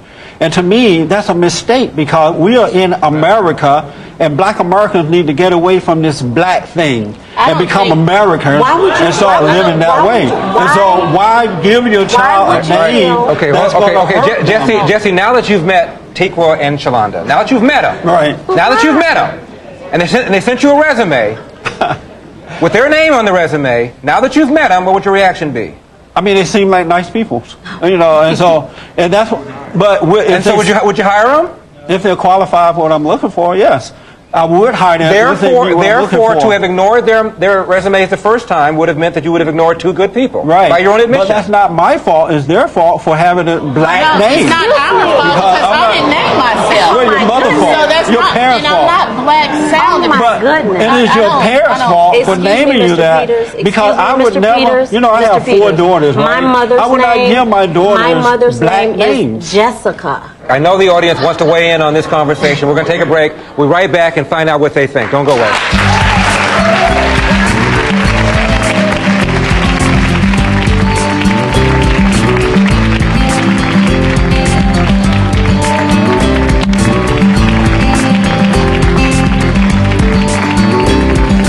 And we're back discussing controversial forms of racial profiling.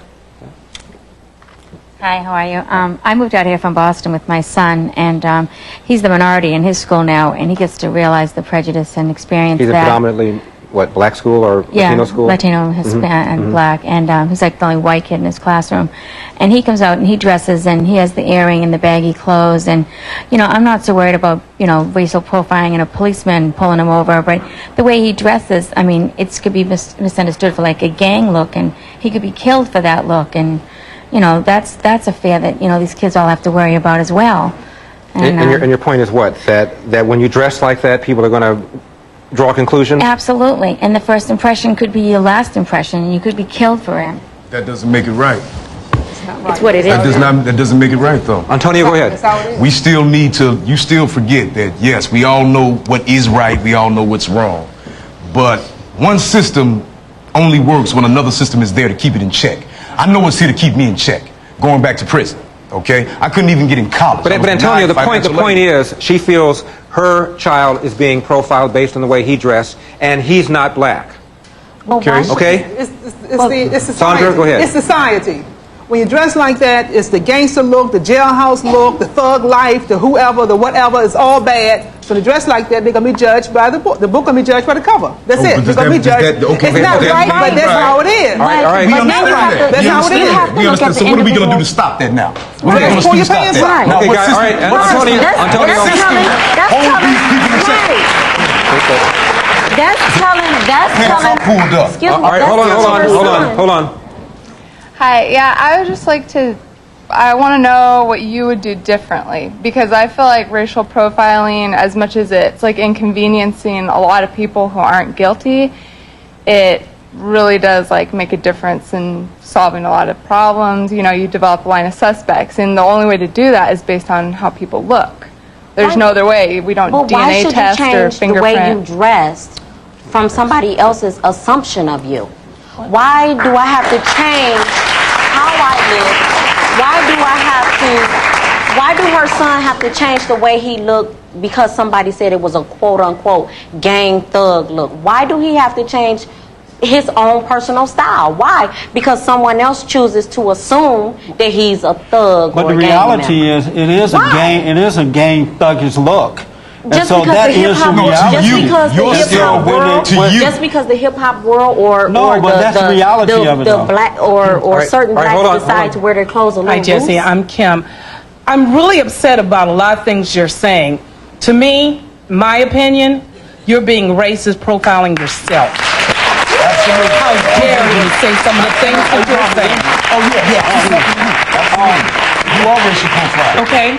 You are. Go ahead when and respond, I say Jesse. that, it is my responsibility as a parent to make sure that my children get the best opportunities that they can get by making them dress properly, work hard, and do what's right. How's that racial profiling? And when I say that, when the officers stop you, don't give them an attitude, because if you're not guilty of anything, there's no reason to have an attitude. How is that racial? How am I wrong about that? How is having two earrings in your ear and cornrows projecting an attitude? It is. How is that projecting an attitude? It's a gang look. I mean, what is it? It's a gang look. What's a gang look? I mean, we all know. Okay, we all know. Let's be real about it. There are certain situations when certain attire should be worn. All right, LaWanda, you make the final comment. Go ahead. But if I'm driving in my car down the street, hold on, Antonio. LaWanda, make the final comment. The attitude comes in when it's not being stopped. It's how we're treated once we're stopped. We're treated like we don't have. Okay, we're gonna take a break. We'll be right back. Don't go away. We're back, and we have time for just one last word. Using race as one of many variables is, frankly, a standard and established police practice. But stopping someone solely because of their race, I repeat, solely because of their race, is illegal. And it does happen, and it's wrong. But the overwhelming majority of cops who are out there serving their community are good people who are putting their lives on the line for us. There are some bad apples, and the cops I know hate these bad apples because they make the rest of them look bad. As far as black-sounding names go, Jesse Peterson's got a point when he says that there are some people who will draw negative inferences from those names. It's just a fact of life. But I've run a business, and if you're watching this and you have a business, then you've got to know how hard it is to get good, hard-working, competent employees. And to exclude a qualified applicant just because of his or her name is just not smart business. Thank you for watching. This is the Larry Elder Show, and we'll see you next time.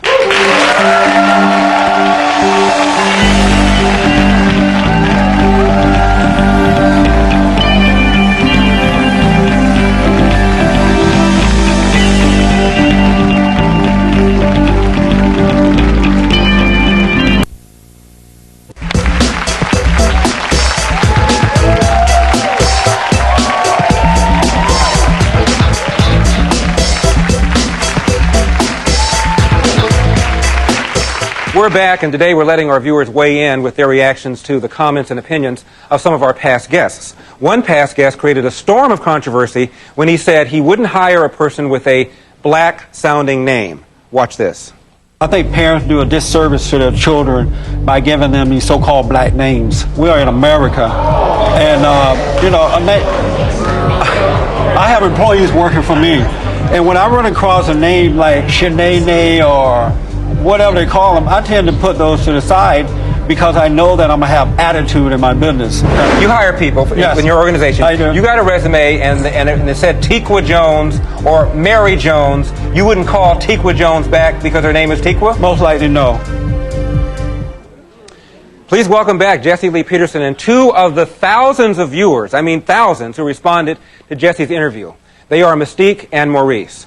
All right, Jesse, why do you suppose so many people were ticked off? Most people hate the truth. You know, in America today, if you tell the truth... He's starting already, isn't he? In America today, if you tell the truth, you know, you're hated for it.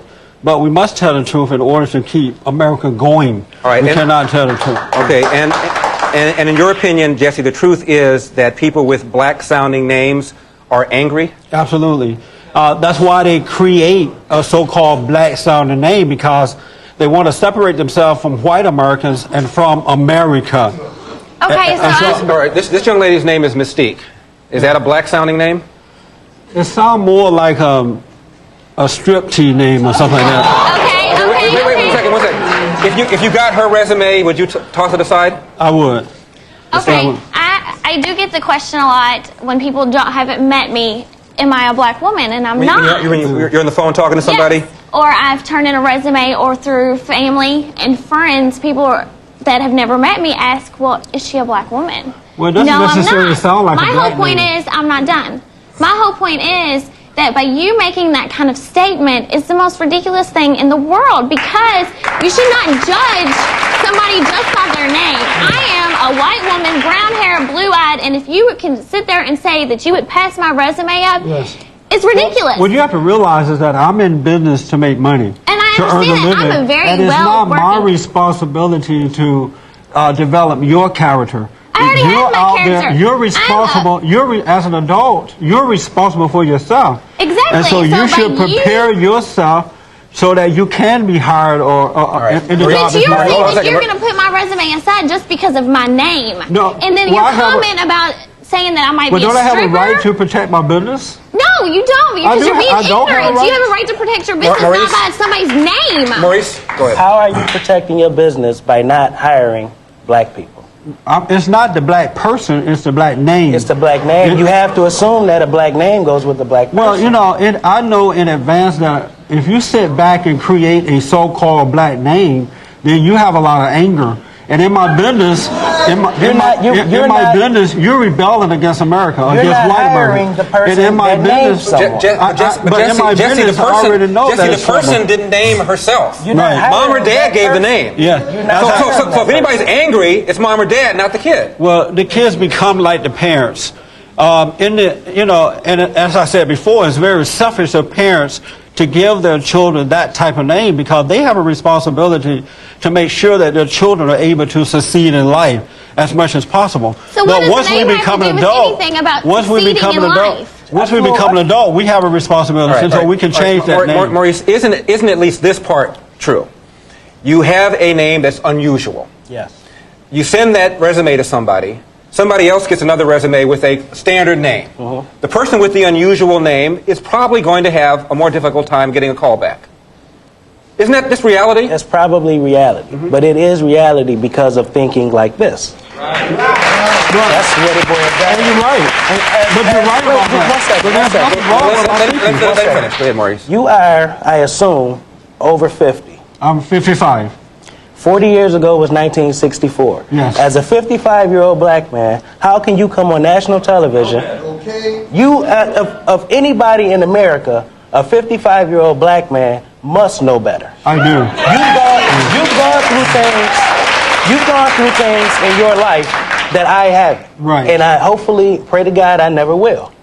How can you justify coming on national TV and saying that I would not hire someone with a black name, even though in my life I have been judged the same way? How? You're right. How? You're right. Let him respond, Maurice. You're right. I grew up on a plantation in Alabama. I remember the sign that says for whites only, for colors only. So I know discrimination when I see it. But that was then. Do you see it when you look that in the was mirror? then. This is now. Slavery is over. White folks are not waking up every morning at the breakfast table trying to figure out how to hold you down. They have their own issues to deal with. You were doing it for and them. when I start a business, when I start a business, it is my responsibility to provide a good environment as much as possible. And it's hard enough dealing with people as it is. So why bring in someone that I already know is angry at society? How do you know that this person is angry if you've never seen them? You create this so-called black name. That's ridiculous within itself. I have to look at the most qualified person I think is going to work for my business. How can you tell that if you're not even going to look at my resume because of my name? We're going to take a break, and we're going to go into the audience and get some questions and answers from the audience. But I want to say this to Mystique and to Maurice and to the listeners and viewers. I don't agree with Jesse Lee's position on names. I made that clear last time. I'm making it clear again. I think, Jesse, what you are doing is making a very foolish generalization and losing out. It's not. It's a wise. No. It's a wise generalization. It's a wise. And you're losing out on the possibility of getting very good workers. That said, Maurice, I went to visit Jesse Lee. He lives in the inner city. And he has a nonprofit organization. It's a self-help organization to get people cleaned up off the streets and to lead a better life. I went into his house. There's a guy sitting over there. I said, who's that guy? And Jesse said he was a homeless guy. Got him off the street. Black guy. Another guy in another room. Who's that guy? Homeless guy. Got him off the street. He had 4 or 5 people that he'd gotten off the street living in his house to try to turn their lives around. So he's not an enemy. He's a good man. He's not an enemy. How you look at it. He's wrong about this issue. But I just want you to know something about his character. That's all. We're going to take a break. We'll be right back. Don't go away.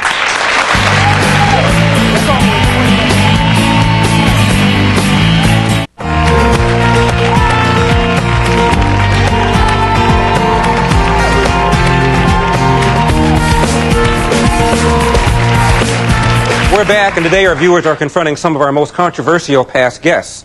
Maurice and Mystique were just 2 of our viewers who responded to Jesse's statements. They called us, and they're here today to confront him.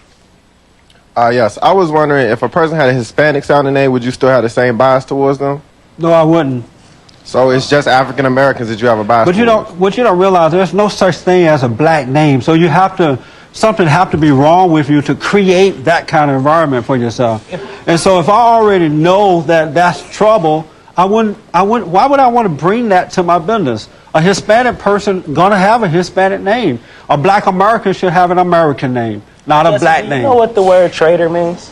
Traitor? Traitor. I do, yes. When you look in the mirror in the morning, do you realize that you are one? No, I'm not. How am I a traitor? You are taking a general stereotype of what you see in the mirror. There's something in your past that has made you hate or dislike yourself, and you bring that to the table every time. What kind of person would create a black name? Does that make sense to you?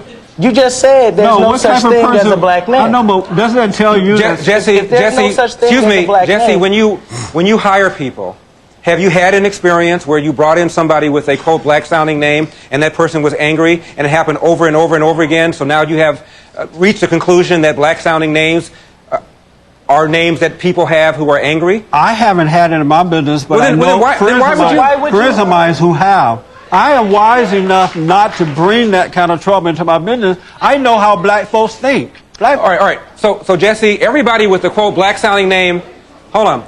Everybody with the black sounding name should go down to the Hall of Registry right now and change their name. What I'm saying is that if they have a black sounding name, they need to realize that that is holding them back in life. And if you want to succeed, whether you like it or not, it's happening. Okay. Are complete hold on, people. Hold on, how are you going to tell Jesse, Mystique, hold on, please. I think there's an old adage. There's certainly a lot of discussion, and people have their viewpoints, but don't judge a book by its cover. It's one of the most oldest and simplest pieces of wisdom. And what Larry and a lot of the other people are saying about stereotyping and generalization is embodied in that very simple. What you need to realize, if I start my own business, I have the right to do what I want in my business. And if you want a job from me, you need to prepare yourself for that. It is not my responsibility to hire you because you named yourself with a black name. You're holding yourself back. That is, I'm not your mama, I'm not your daddy. It is your responsibility to do that. All right, Jesse, is Condoleezza a black sounding name? Not to me, it's not. Condoleezza Rice's parents did not decide, well, I hate white Americans, so I'm going to create a black name. How do you know There's that? a difference in that. How do you know that? I mean, look at the woman. How do you know Tamika or Takesha's mother didn't feel the same way? How do you know? Do you know any American name with Tanisha? What is an American name? All right, hold on.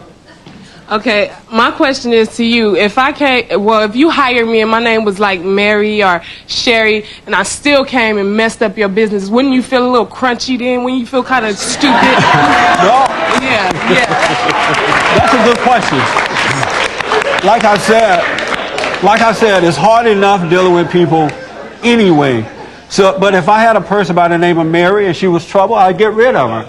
Jesse, I would do that. You can't hide. You can't hide from being black, no matter how tired you try. How am I trying to hide from being black? Because you're not. I want you to be your best. What's wrong with that? And how can I be my best if you're chopping? By preparing yourself. How can I prepare myself for a name I never gave myself? But you're an adult. You can change your first name. You have a right to change the first name. Why so would I? that it doesn't hold you back in life. It's disrespectful. What's disrespectful? Your parents named you a name because that's what they wanted. But had your parents loved you, they wouldn't have given you a black name. So Jesse, every Maurice, you okay? Maurice, you okay? Maurice, you all right, man? So, Maurice, it's gonna be okay. It's gonna be okay, Maurice. We're gonna take a break. Don't go away. After a public school teacher, Brandy Stokes, appeared on the show, we did call Is This Discrimination or Not? We received almost 2,000 emails. Little lesson for you. Brandy is back with us today, and she'll meet viewers who both support her and oppose her. That's next. Don't go away.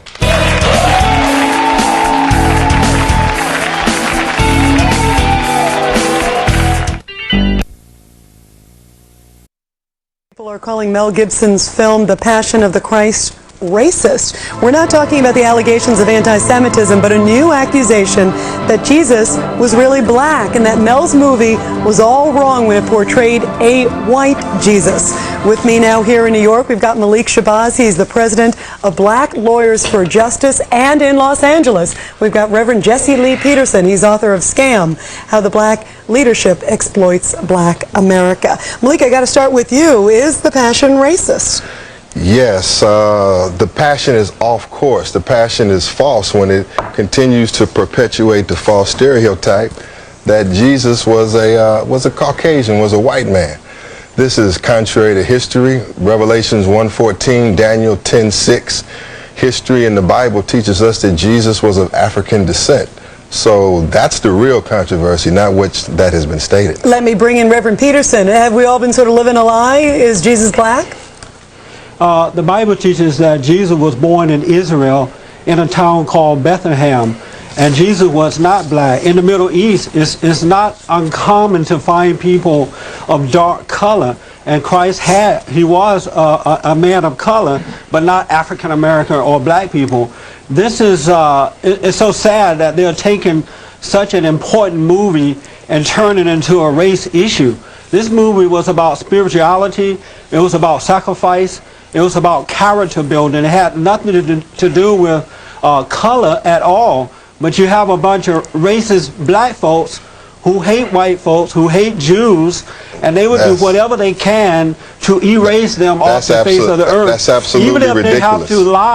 Even if they have to lie about the color of Christ. That's absolutely ridiculous. If we look here, we see what the early Catholic Church and the popes, who has the Black Mary and the Black Madonna and the Black Jesus in the early Catholic Church, as well as in contemporary Eastern Europe, they worship a Black Mary and a Black Jesus, who says in the scripture that he is the seed of David and the root of Solomon, and Solomon says, I am black.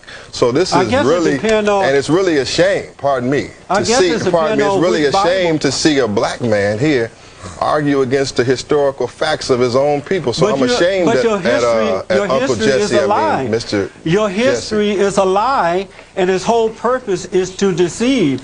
I think that you should be, the new Black Panther Party, and those blacks who hate white folks should really be ashamed of themselves to take such an important movie and use it to further their own hatred. For example, Louis Farrakhan teaches that the world started some trillion years ago by black men who were gods, and one of those gods turned evil and created the blue-eyed devil. And there are black people like the guy on your show here, Rita, who believe lies like that, and it's been passed down from totally generation false. to Now, generation. Malika, are you believing? Are you being racist by bringing up one of the things in the press release? But I have to ask you, their own press release, you refer to Revelations 13:20.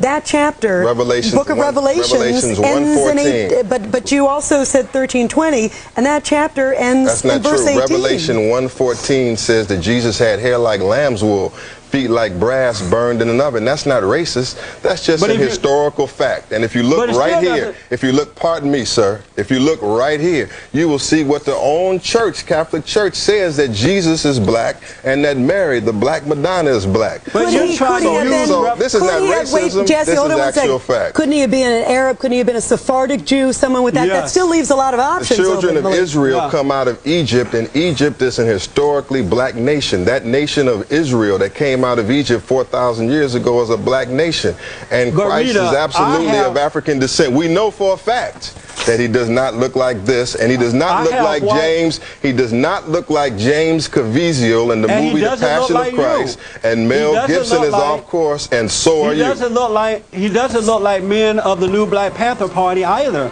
I have Jewish friends right here in Los Angeles who have woolly hair. So that verse in Revelation where it mentioned the hair, it doesn't mean an afro. It just meant that Jesus had woolly hair. And you have taken that verse to further your own hatred toward whites and Jews. Now, Malik, does it matter what Jesus looked like? It seems like every group wants to claim him for their own. Well, it's because that we have been given a false image, and that image given to us in slavery. The Bible, a white Jesus, and the gun has been used to enslave and colonize African people throughout the world. It has caused a lot of damage. We wouldn't have to deal with the issue of the race and the color of Christ, as you see here, the way it actually looks, if it were not for the fact that we had been lied to and persecuted on the basis of lies. Hang on one second. We would just accept him for his spirituality alone. Go ahead. You get the last word, Reverend Peterson. Real quick, are we losing the message of spirituality that the film's all about? Absolutely. The message is not about color. It's about spirituality. And I suggest that black people, those who are hatred toward Jews and whites, get over their anger so they can receive their blessings from this movie. We should be uniting rather than dividing. All right, that's going to have to be the last word. Both of you, very interesting as you hold up all this time. This is not the last word, Malik. You know that. All right, thank you, guys. Got you right here. All right, guys, very interesting, all of you. Thank you very much.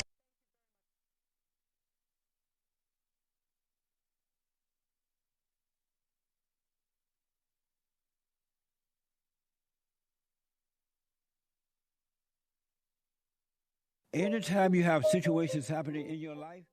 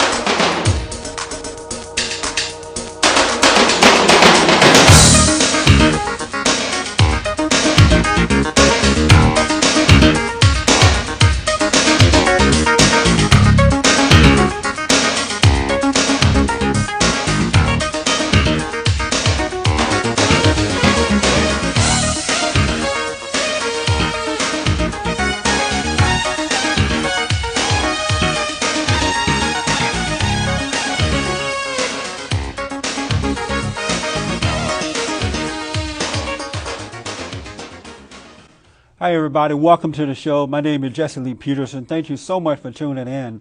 I do appreciate it. I also appreciate your emails. Thank you very, very much. Even those who disagree, thank you for letting us hear from you. We have a very important topic tonight that we're going to deal with, and I think it's important. I think all American citizens believe that this is very important. My guest is Sireen Sawaf. She is the Governing Relations Director of Muslim Public Affairs Council. MPAC is what it's called. Thank you so much for coming. Thank you for having me. I absolutely appreciate it. I want to get in, first tell the people about your organization. What is its purpose? Sure. MPAC, the Muslim Public Affairs Council, is a national organization that really strives to be a resource to opinion shapers and decision makers in the fields of government, media, think tanks, and civic and interfaith groups. And we also focus our energy on developing Muslim American leaders that can contribute to the country throughout generations. Do your organization tend to lead toward liberal policies or conservative? It's interesting because typically we lean politically towards the left because of what we derive from our faith, which is, the importance of the protecting human rights and freedoms and standing for the preservation of human life. And so oftentimes, war is typically a problem, especially when it's unjustified, or we feel it as though it's unjustified, as we've seen with Iraq. So you think the war in Iraq is unjustified? I think that there are several problems, and even members in Congress are saying that the American public may have been deliberately misled into a war that should not have been fought. But is it better, though, now that we are there, that we would fight our enemies on their territory than allowing them to come here? Well, it's an interesting question, and I think that from different surveys and different contacts that we've made with even people in Iraq, the hostility has now increased towards America compared to pre-war.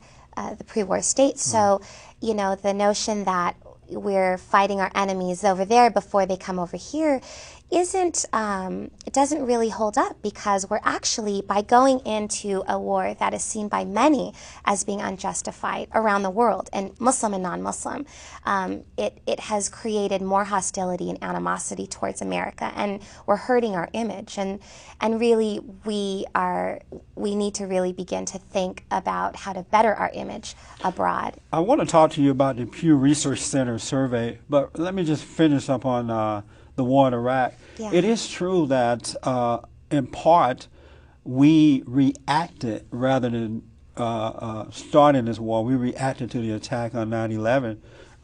We reacted to the attack September 11 when we were attacked by radical Islamic extremists. So we are defending ourselves for the most part. That's true? Well, if you look at, there's no doubt that Muslims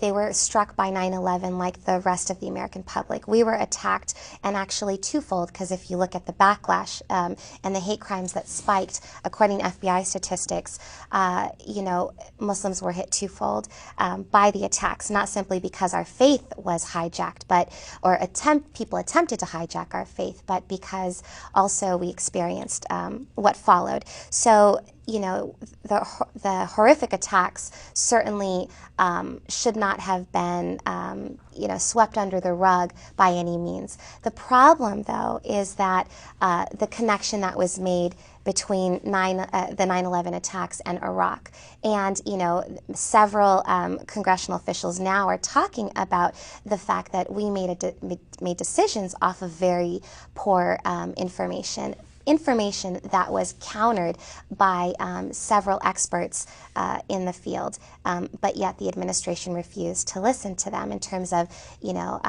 there being a very weak link between Saddam Hussein and Osama bin Laden, and so on and so forth. So I think the evidence, and many governments believed across the world believe that Saddam Hussein had weapons of mass destruction, and I personally still believe that he had them. It's just that we waited too long before we went in, and which gave him an opportunity to either hide them somewhere in their country or move them out. I think we waited too long.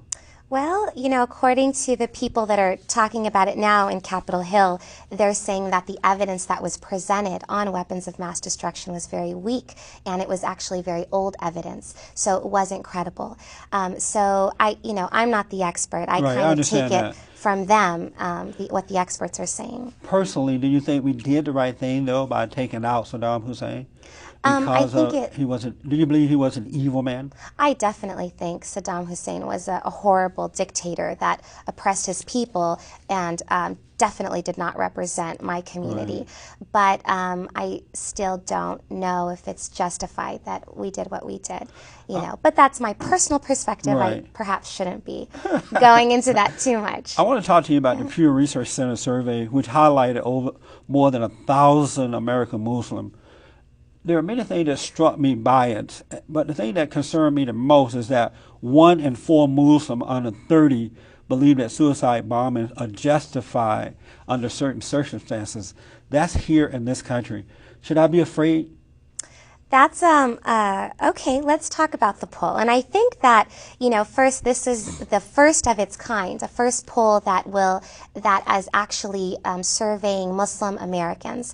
And I think we should look at it as overall a very positive poll. I mean, the headline of the poll is that Muslim Americans, middle class and mostly mainstream, which is, by the way, contrary to what many people have believed.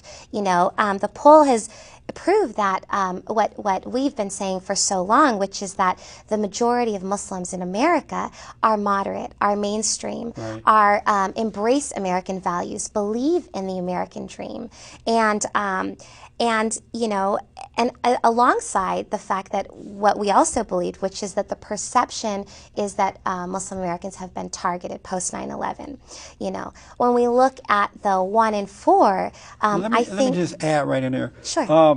There is no real evidence that, yes, you can find some incidents of Muslim Americans being attacked, but for the most part, there's not a lot of evidence that they have been attacked by American citizens here.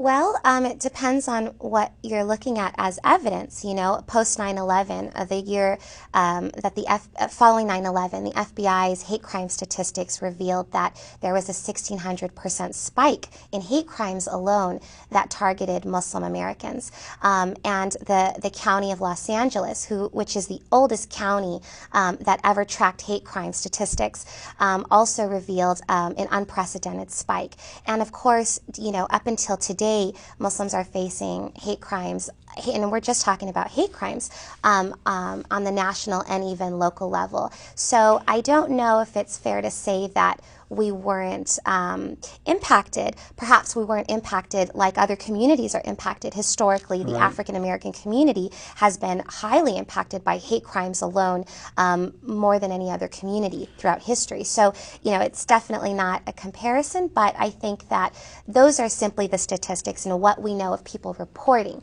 Beyond that, let me just add that we know, and both reports mention the fact that there is underreporting.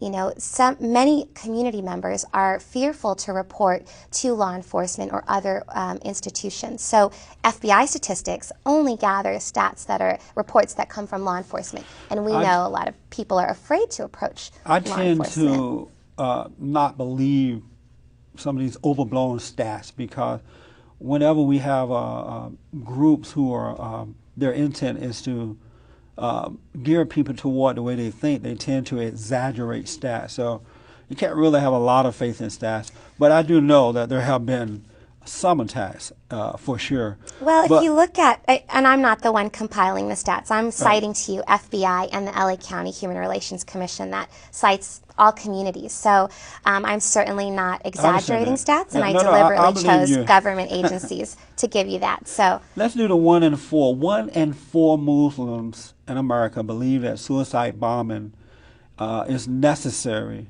at times. I am concerned about that. Well, and I think most Americans are. let's talk about the specifics. Now, the question was asked, can suicide bombing against civilian targets to defend Islam be justified? In that, the overall survey found 1% said it was justified. And if we look into those under 30, it was about 2%. Now, again, any percent is a problem, but we're definitely, it's not, to say a 1 in 4 stat is actually a misrepresentation according to the numbers. And beyond that, what we really should be talking about is that over 80% said it's never justified. Over 80%. And you look at those under 30 years old, and they said about over 70% said it's never justified. So, you know, we have to see that this is actually a positive result. Now, what are we doing about that 1 to 2%? Let's deal with the positive. How can this be positive? I mean, 1 out of 4.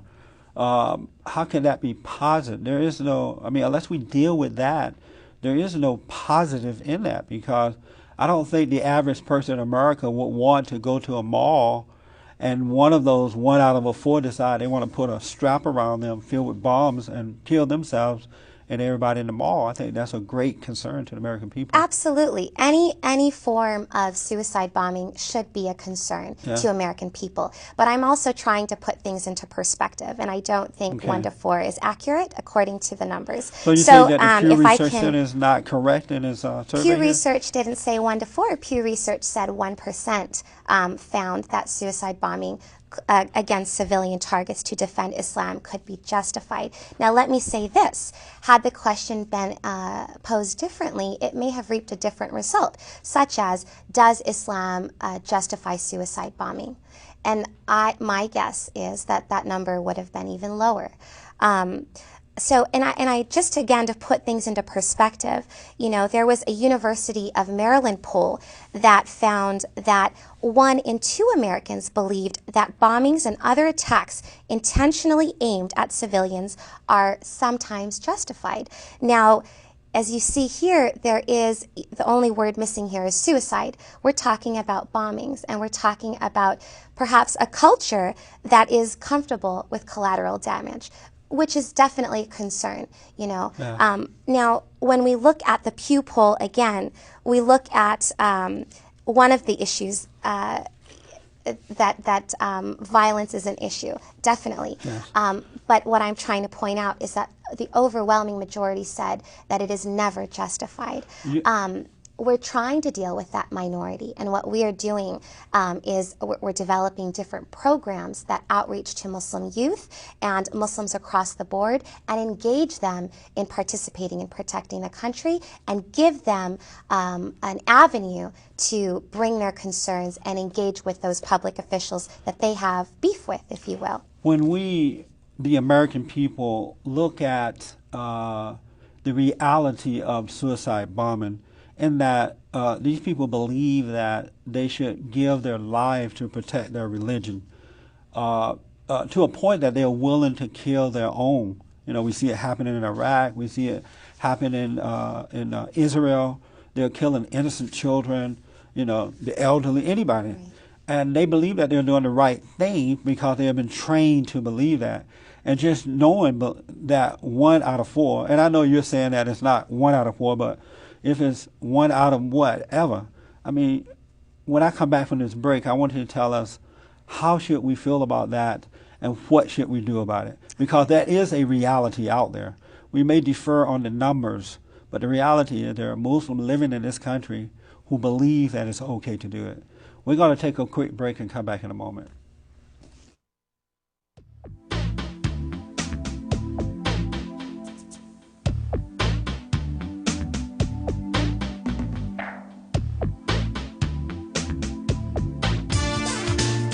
Jesse Peterson is the founder of Bond, the Brotherhood Organization of a New Destiny. For information, write P.O. Box 35090, Los Angeles, California 90035, or call 1-800-411-BOND.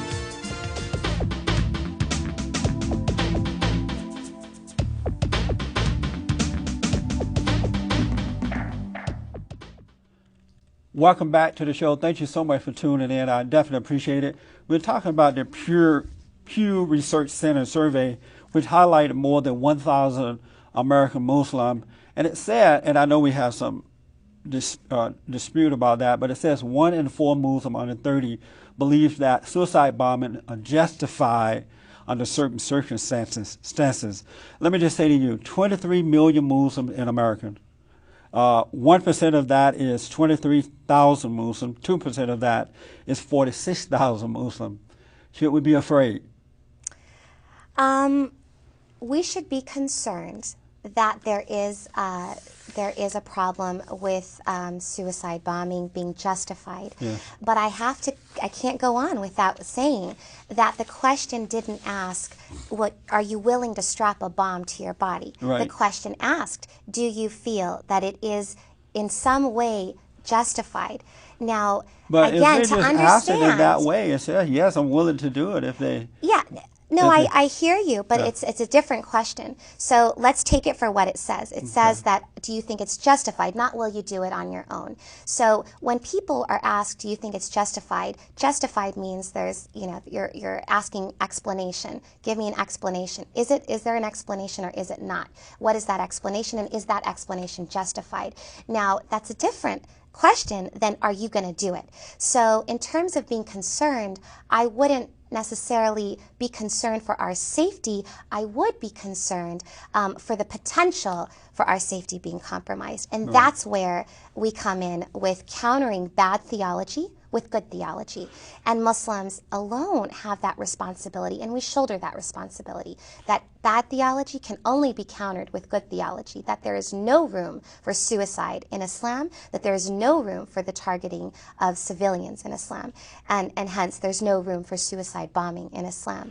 I think you make a good point there. I think one of the problems is that we don't see hundreds or thousands of Muslims coming out in the public, protesting and denouncing this. And I think because they're so quiet about it, and I recognize your organization is trying to do something about that, but I think because we don't see them out in the public denouncing it, it gives the impression that they agree with it. Well, yeah, I understand what you're saying, but really the problem isn't in the audio, it's in the reception. Because since 9/11, Muslims have been condemning the terrorist attacks against this country and anything following the 7/7 bombings, the Spain bombings. On 9/11, the day of 9/11, my executive director, as well as executive directors of mainstream Muslim American organizations, were in the White House prepared to meet with the president on a different issue. Right. Obviously, that meeting was canceled, but what happened was they produced a condemnation shortly after the attacks, the day of, and put it out. Ever since, and actually, let me back up, prior even to 9/11, Muslims, our organization produced a counterterrorism policy paper to talk about the ways we can effectively fight and counter terrorism in this country. So, and ever since, and beyond, let me say that beyond the condemnations, Muslims have actually put together programs and initiatives to help counter any sort of justification for terrorism. One being the Muslim American Homeland Security Congress, which is an umbrella organization that works alongside Sheriff Lee Baca to ensure that Muslims are playing an active role in protecting the country. Another one is something our organization put together in 2004 or 2003, I can't recall, the National Grassroots Campaign to Fight Terrorism. And so there are definitely, we've gone beyond condemning, and we've put together initiatives. And as a matter of fact, we dedicated an entire annual convention to the theme of countering religious and political extremism. And we put together publications such as Jihad versus Terrorism to put it out there and to talk to our community as well as the broader American public. So unfortunately, it's not resonating as we would like it. But that's why it's so important that to do what you're doing here, which is, to have an American Muslim come on your television station and talk about what we are doing in our community. The problem with that, and I understand what you're saying, is that most people not, as you just said, most people are not going to hear about the things that you're doing in secret, it seems, even though it's not secret. But if you had a massive rally, as they do in other countries when they want to attack America, if you had a massive rally in America in support of what we are doing to protect this country, I think you would have a greater influence or impact on the American society at large. let's not be quick to put so much emphasis on a rally, and let's also be understanding that there are many other things going on. Yeah, I a rally realize is that. actually a one-day shot, but programs and initiatives are long-term and require really dedication and perseverance, and that requires more than a rally, with all due respect. So I think that we shouldn't downplay what's taking place. I think that Muslim Americans have actually done more than, and actually been expected to do more than any other community had another community been in our shoes. And that's fine, and we're bearing the burden, but let's not downplay that. Another thing that this Pew Research Center survey said, the study found that 28% of respondents do not believe that Arabs were responsible for the 9/11 attack. Another 32% said they did not know. 40% believe that Arabs were responsible. Is that a state of denial in the Muslim community? Yeah, the 40% of Muslim Americans said Arabs are not behind 9/11, and I think that is certainly a problem. But again, let's put it in perspective. Is that a state of denial, you think? It could be denial. It could be disbelief that someone from one's own community could commit this sort of attack. So, I wasn't able to interview those individuals, so I can't speak to the mind state, but I can definitely see that there is a problem here. But let me put this also in perspective. We because have about there was 4 minutes left in this segment, so let me go cite ahead. one quick poll. Okay. There was a poll done by Ohio University that also asked a very similar question. The question was, let me tell you the results. 36% of Americans, not Muslim Americans, broader public Americans believe that it was very likely or somewhat likely that federal officials either participated in attacks or took no action to stop them. So as you can see, the conspiracy theory goes beyond the Muslim community. 36% of the average Americans said that, 40% of Muslims. So we're talking about a 4% difference. So, we cannot there will be conspiracy theorists, and there will be people who just completely disbelieve that someone from their own could do that. It's something that we also have to deal with. But how can we break the control of the extremist?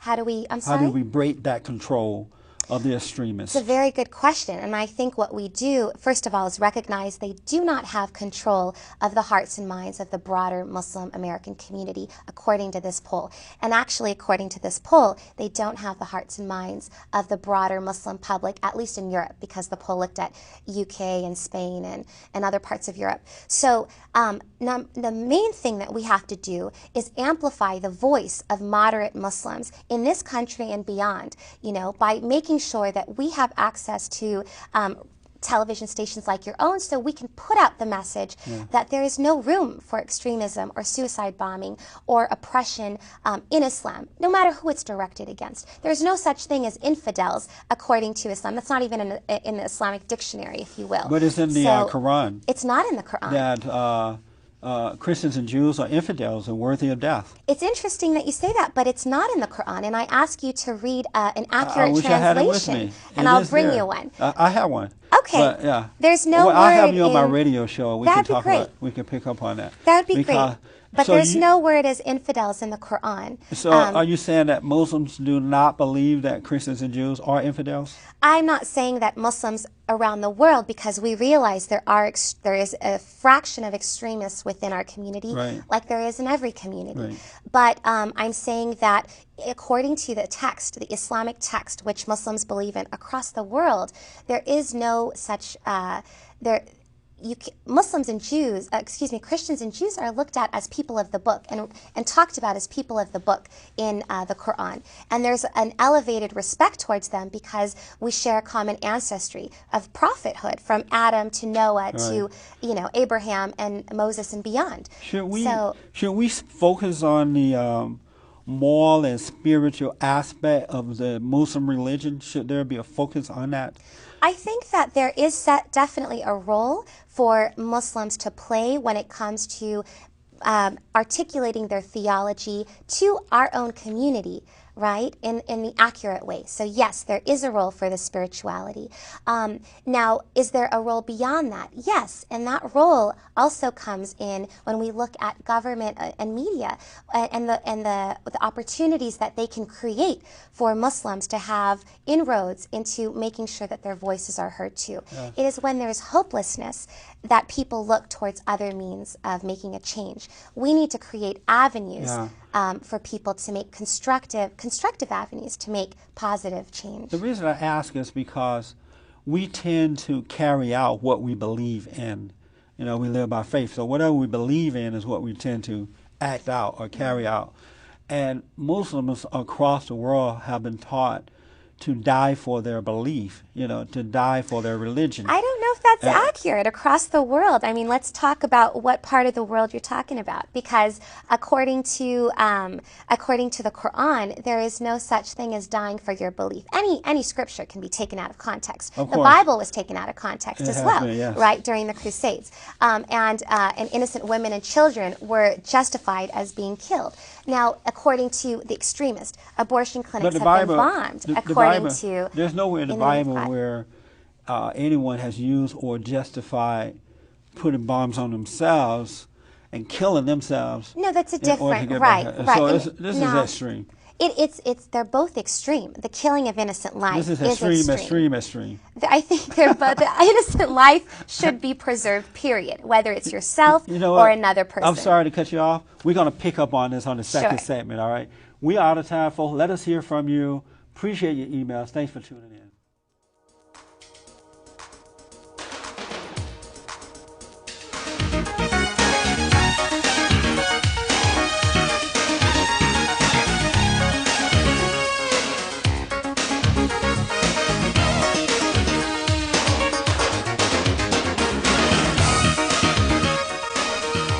Welcome to the show. Thank you so much for tuning in. My name is Jesse Lee Peterson. I appreciate your email, folks. Thank you for doing that. We're doing a two-part series on a Pew Research Center survey which highlighted more than 1,000 American Muslims. And I'm talking with Sireen Sawaf. She is the Government Relations Director of Muslim Public Affairs Council, better known as MPAC.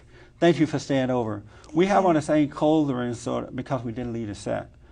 Thank you for staying over. No, I want to make a correction. I said 23 million Muslims in the U.S. It's 2.3 million Muslims in the U.S. According to their estimate, yeah. You think there's more? Well, DOJ had a different estimate, so I think, you know. What is their estimate? DOJ, and this was a few years back, was, if I remember correctly, it was between 4 to 7 million. Really? So, you know, it's hard because the U.S. Census Bureau doesn't, you know, poll religion.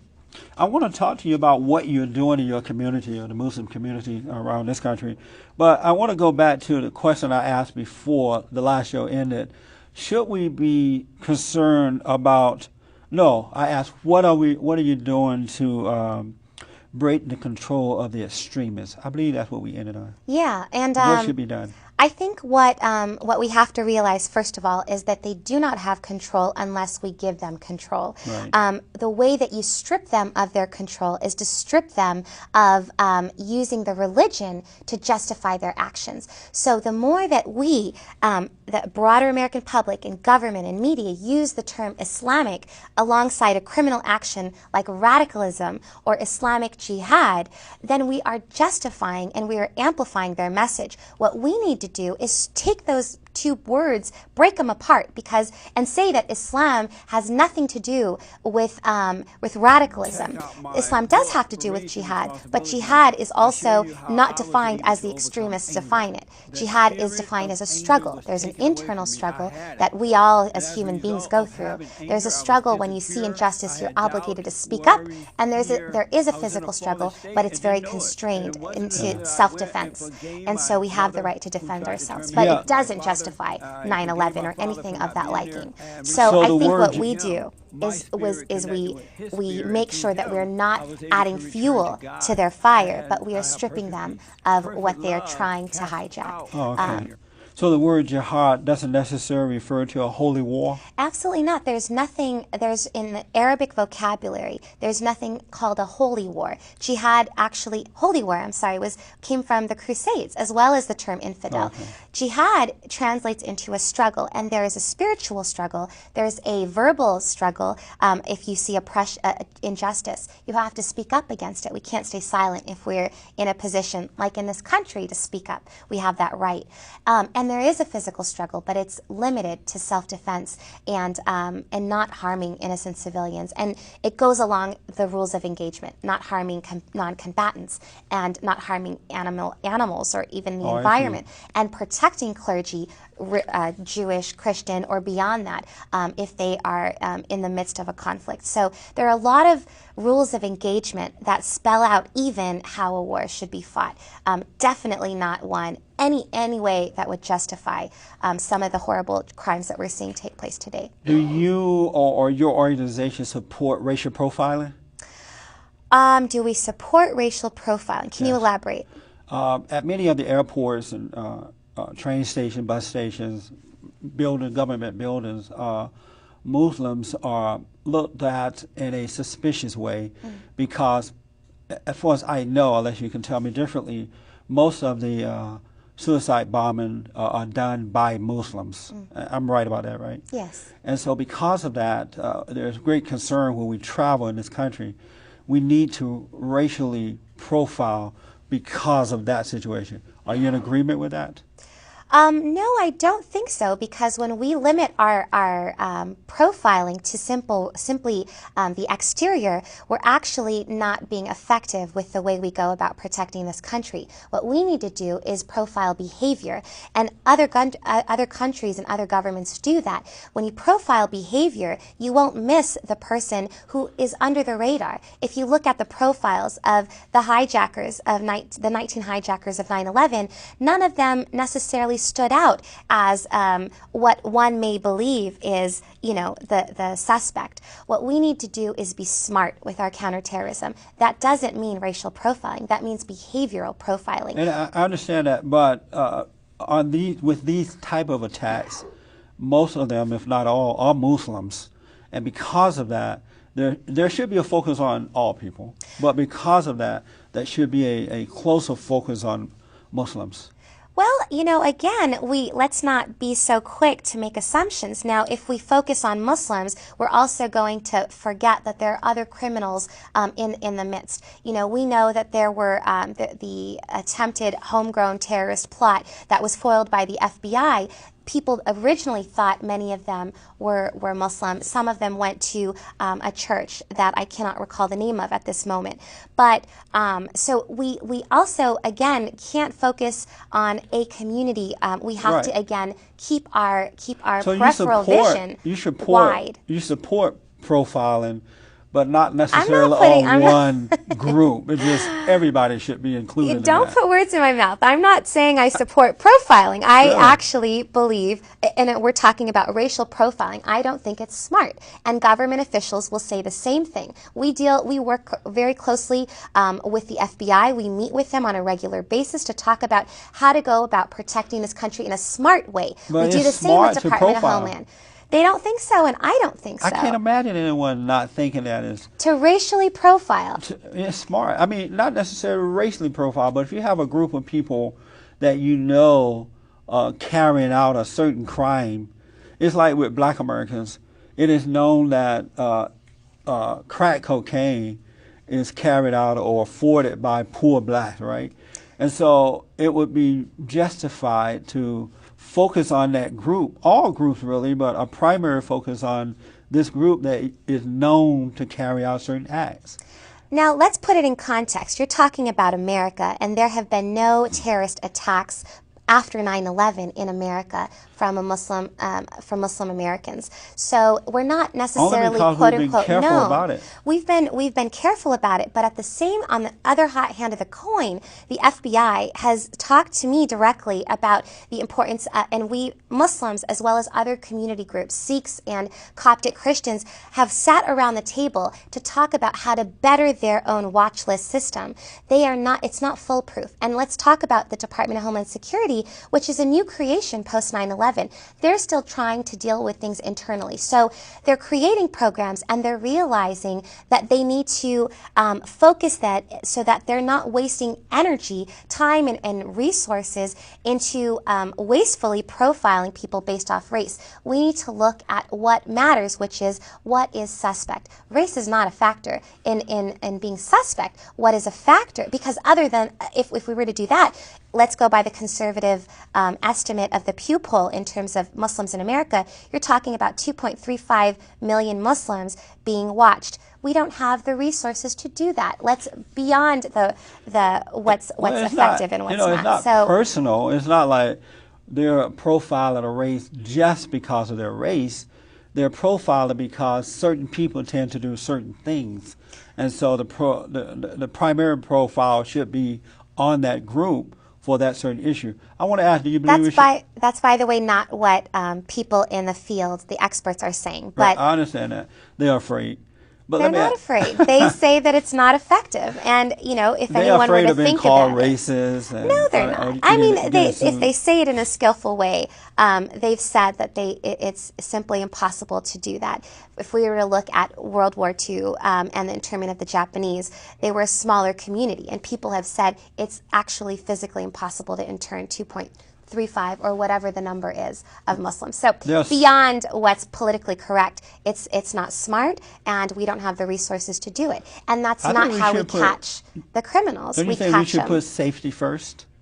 I totally agree with you. There is no doubt that we need to uphold the security of our country. Right. And that is exactly why we are meeting with the FBI on a regular basis, as well as Department of Homeland Security, as well as the State Department and the Pentagon, to think of ways to enhance our security in a smart way, that doesn't go about it in a way that is getting the innocent people caught up in it. And I believe it was New Jersey or Philadelphia, forgive me for not remembering the city, I should. There was an arrest of about 6 men who attempted to destroy Fort Dix. 3 of those men were illegals. Do you think we need to close the borders, put a fence around the borders of the United States of America, shut it down? It's interesting because the immigration debate is quite heated in Washington right now, and there's different legislation that is trying to come to a middle ground to satisfy both the left and the right and come up with an effective immigration policy. Is building a fence necessarily that? I don't think that they're saying that. I think what are you saying? Do you think we should? I don't know. Your organization, your group. I don't know. Do you think we should put a fence around the border? Our organization hasn't put out a statement on that, but I can tell you that I don't know if a fence is going to protect the country. What we need to do is come up with, again, effective immigration policy, and that's going to take time and energy, and it's not simply going to happen with a fence. Why? Well, no, we need more than just a fence, but the fence would definitely stop it. For a while. You think that a fence would stop people from coming to America? Of course. I don't think that. They would do other things as well, but the fence is the primary thing that we need. Why don't you believe that? So you don't think we should put a fence there? I don't think a fence is the answer. I think, again, we're talking about Band-Aid approaches. If we really want to deal with what do you think we should do? We need to come up with ways that that deal with our present status. Right now, there are many people who are undocumented in this country. Right. What are we going to do, and how do we do it in a way that doesn't tear apart families? And, I want to respond to that. Let me take a quick break. We're at a break, and we'll come back and let you finish that. Sure. We'll be back in a moment.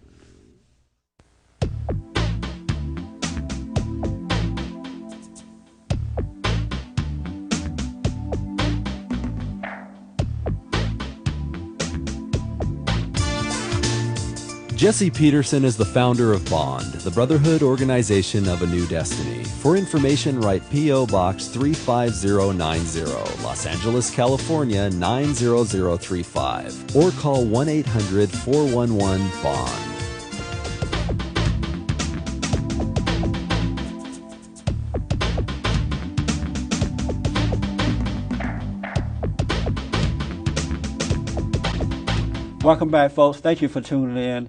Before we went to break, and I'm moving fast here, so the folks can watch here. You don't think we should put a fence around the borders? Even some of the guys that attacked us on September 11th had come into the country illegally. The borders are wide open. A better protection now because of the outcry of the American public. But I can't understand why you wouldn't believe a fence would be of good service to us.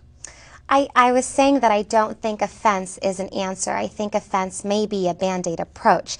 Again, when we look at immigration policy, we have to come up with effective policy.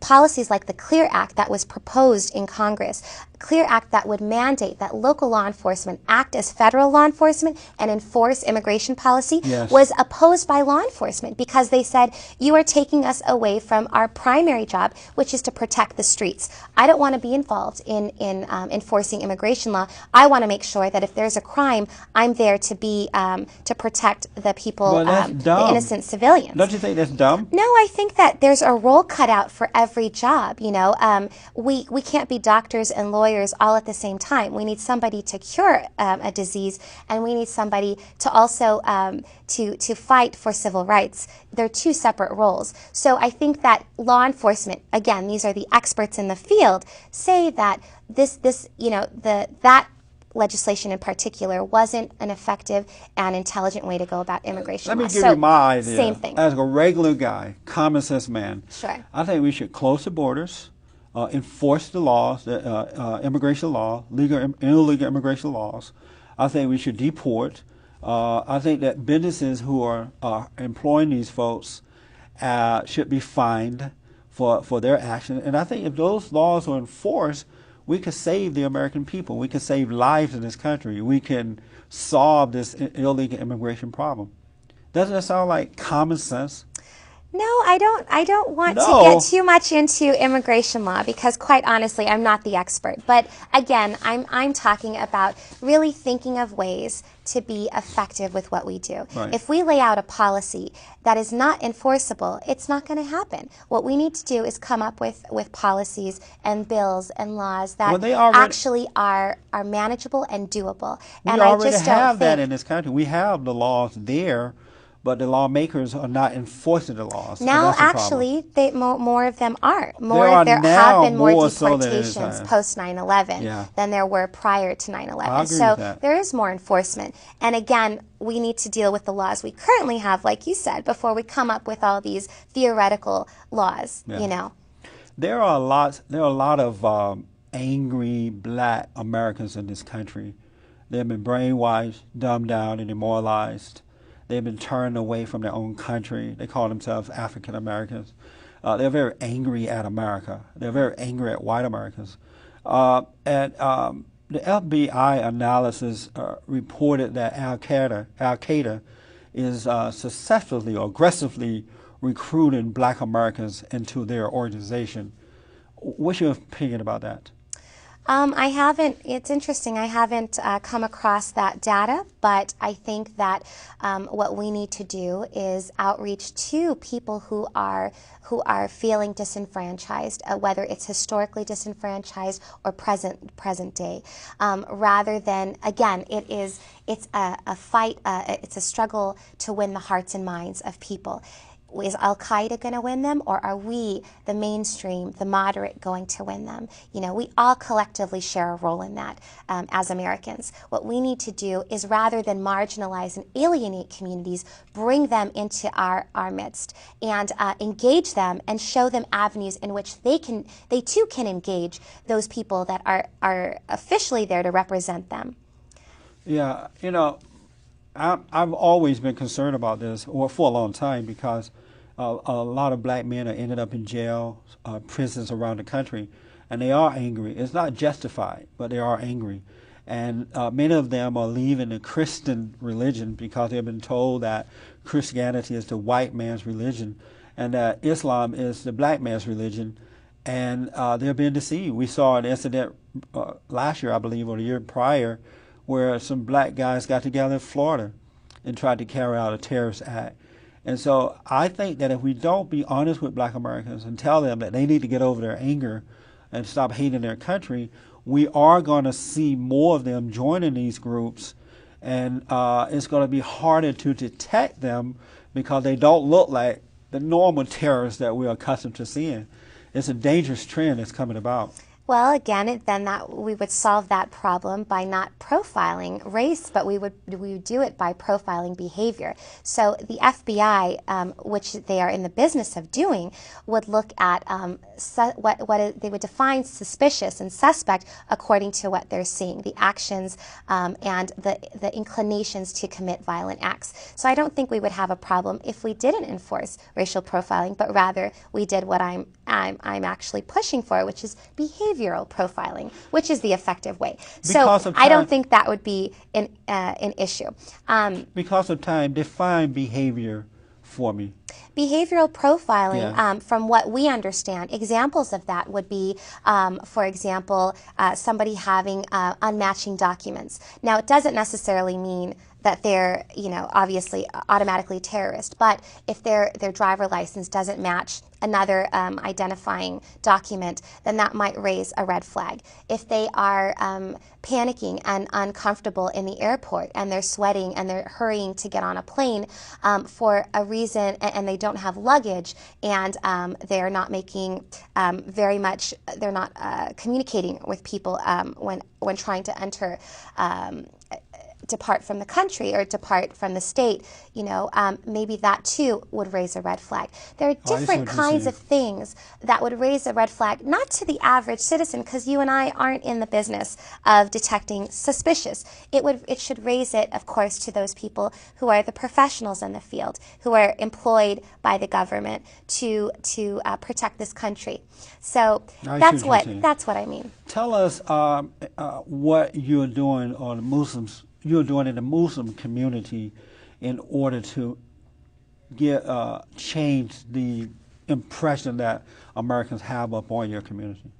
Well, we've done several things. One thing we did was we developed our own campaign, our national grassroots campaign to fight terrorism, that really gives mosques and other institutions a way that they can participate too in protecting the country, the community, and the institution itself. Okay. And that is, number one, by reinforcing the religious ideology that there is no room whatsoever for terrorism or extremism in Islam.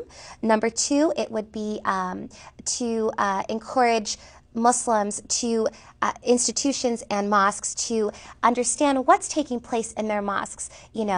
Mosques are very open environments. We don't have membership rosters necessarily.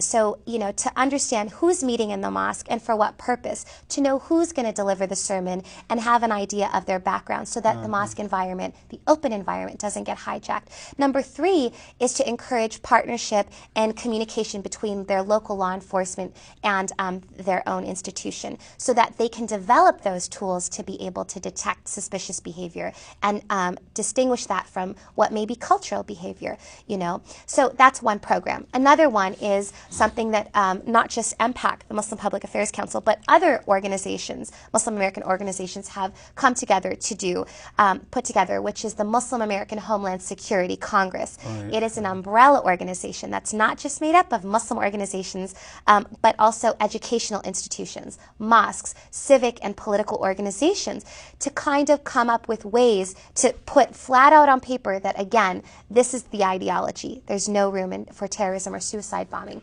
And be proactive with that. So there are initiatives in place, and beyond that, we continue to engage with government officials, with media outlets such as your own, and with interfaith groups, and participate in interfaith dialogues. I was going to ask, do Muslims fellowship with Christians and Jews in this country? They get absolutely. Together? There are wonderful programs that many of which we're a part of. The Muslim-Jewish program that was recently launched is called New Ground, and it's a partnership between MPAC, our organization, the Muslim Public Affairs Council, and the PJA, the Progressive Jewish Alliance, which brings Muslims and Jews together and tells and allows them the safe space to talk about local projects and roll their sleeves up and work on ways to help better their local communities and still address the elephant in the room in terms of what's taking place in the Middle East, and be very honest and be very civic and civil about it. There's also many interfaith dialogues. Just this week, I was part of a meeting with the Abrahamic Peace Initiative with different members across the board in the Christian and Catholic tradition, as well as Jewish community rabbis, to talk about ways to, again, bring peace within our own communities. How do you personally feel about the attack upon Israel? There is an attempt to literally, by the Muslim extremists, to literally wipe Israel off the map. How do you feel about that? I think that, our organization has spelled out a very clear, hopeful plan that would allow for peace to be in the region. We believe, we recognize the right for Israel to exist alongside the right for Palestine to exist. So we believe in a two-state solution, one in which each group would have their own autonomy and would have control over their own region. What we are seeing now is not that case, but we're pushing and promoting a two-state solution. The reality is that Israel cannot make peace with these folks because they don't want peace. They don't necessarily want land. They just want Israel gone. I think that might Israel is everything they've asked for, they've received, and it's just not enough because they want them dead. And my concern, I think many of the American people concerned, is because of our support for Israel, and that we are a Christian nation, that if they're allowed to get in here, they're going to do the same thing to us. Well, you said a lot right there. So I think it's actually inaccurate to say that they want them dead and they want them wiped off the map. Why do you think that? Because if we look at history, they we just know gave them the that Gaza Strip, in 1947, prior to 1947, and we know, by the way, that Muslims and Jews throughout history have lived peacefully alongside each other. As a matter of fact, for 400 years in Spain, under Muslim leadership, was when the Jewish community flourished in what they called the Golden Age. So, there is a long history of peaceful coexistence. Now, when we talk about the region itself, Israel and the Palestinian territories, it's not accurate to say that that Palestinians simply hate the Israelis for what they do. There are many groups actually that come to America, Jews and Palestinians and Christian Palestinians as well as Muslim Palestinians, to talk about all the nonviolent, peaceful events and activities that are taking place over there. Yeah. So let's not overstate that there is a huge problem. I mean, there is definitely a problem, but actually the responsibility cuts on both ends. You have to admit that there is a radical aspect of the Muslims, Palestinians who want to wipe out Israel. Maybe not all the folks, but there is an aspect of it that simply want to wipe them off the map. There is aspects on both sides. There are Israelis who believe that I was told to my face by a Jewish American here in Los Angeles that there should be no Palestine and there's no such thing as Palestinians. And it wasn't the first time I heard it. I'm sure you can find you can definitely find extremists in all ends. In Israel, you don't have an extremist group that is going after the Palestinians, trying to just wipe them off the map. There are Jewish community members in Israel that say there are extremists that are trying to wipe out Palestinians. So again, you have extremism on both sides. What we need to do, again, is come up with a peaceful, viable solution to the problem. That's not going to happen from favoring one state over another. It's going to happen when we, as America, go back to our own values and come up with peaceful, humanitarian, and reasonable, viable solution. That would be a two-state solution with justice on both ends. Thank you for coming on with me. Thank you. Thank you very much. Thank you so much. It was nice. Thank you, folks, for tuning in. We'll see you next time.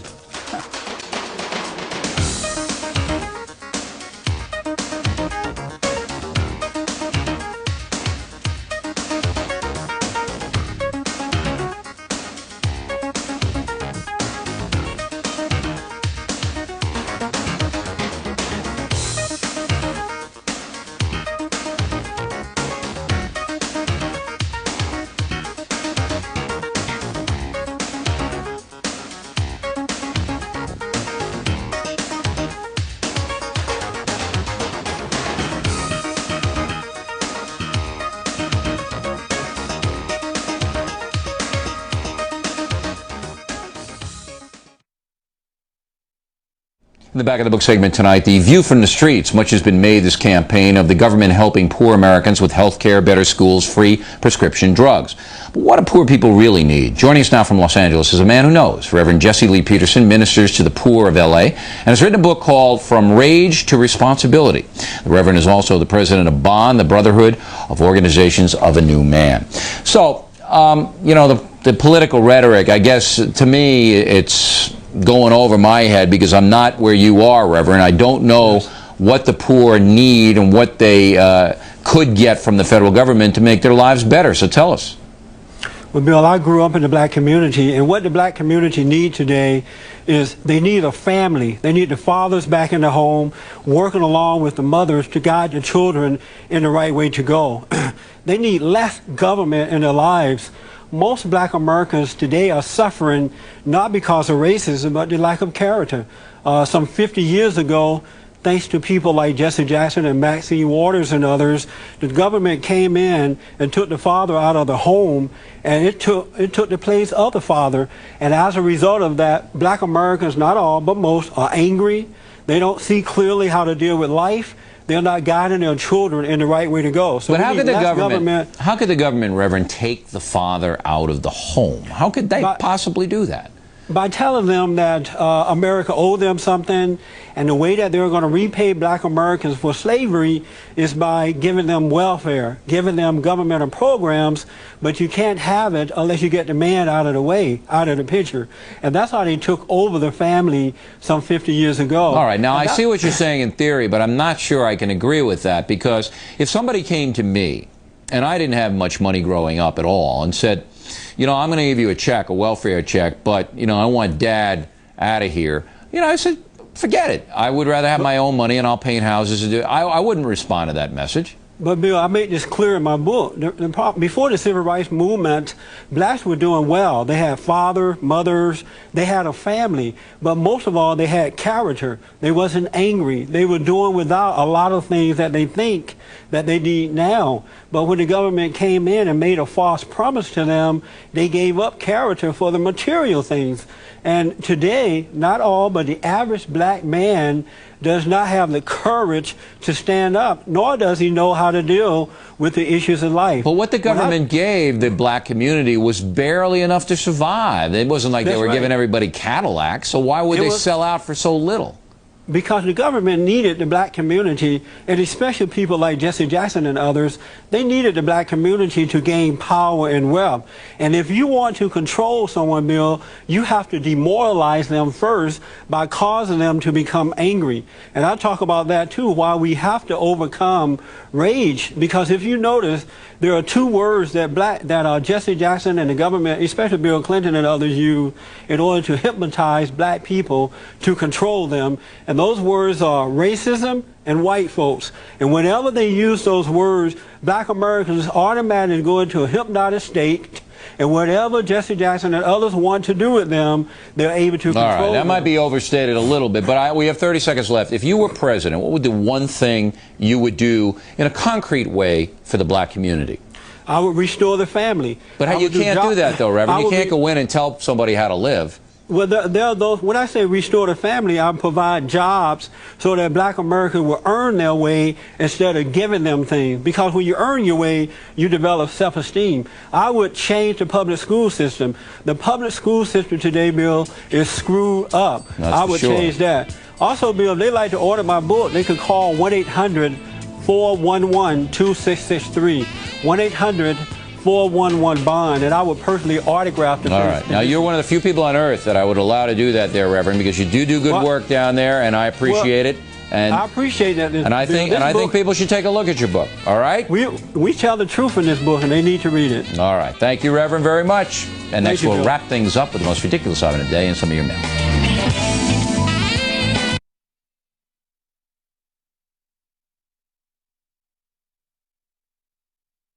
To admit, thanks to God, it is the best counseling service on this side of heaven. I counsel with men and women, families, individuals around the world. Most people are unhappy, they're miserable, they have rough lives, they're depressed, suicidal, young and old, of all races. I understand, I know why, and I do understand it. Because exactly what's happening in me is happening with everybody outside of me, inside of them. And I've noticed that with those who really want to understand, they overcome it just like that, out of one counseling session. If you need counseling, you can go to rebuildingaman.com or call 800-411-2663. 800-411-BOND. Best counseling service on this side of heaven.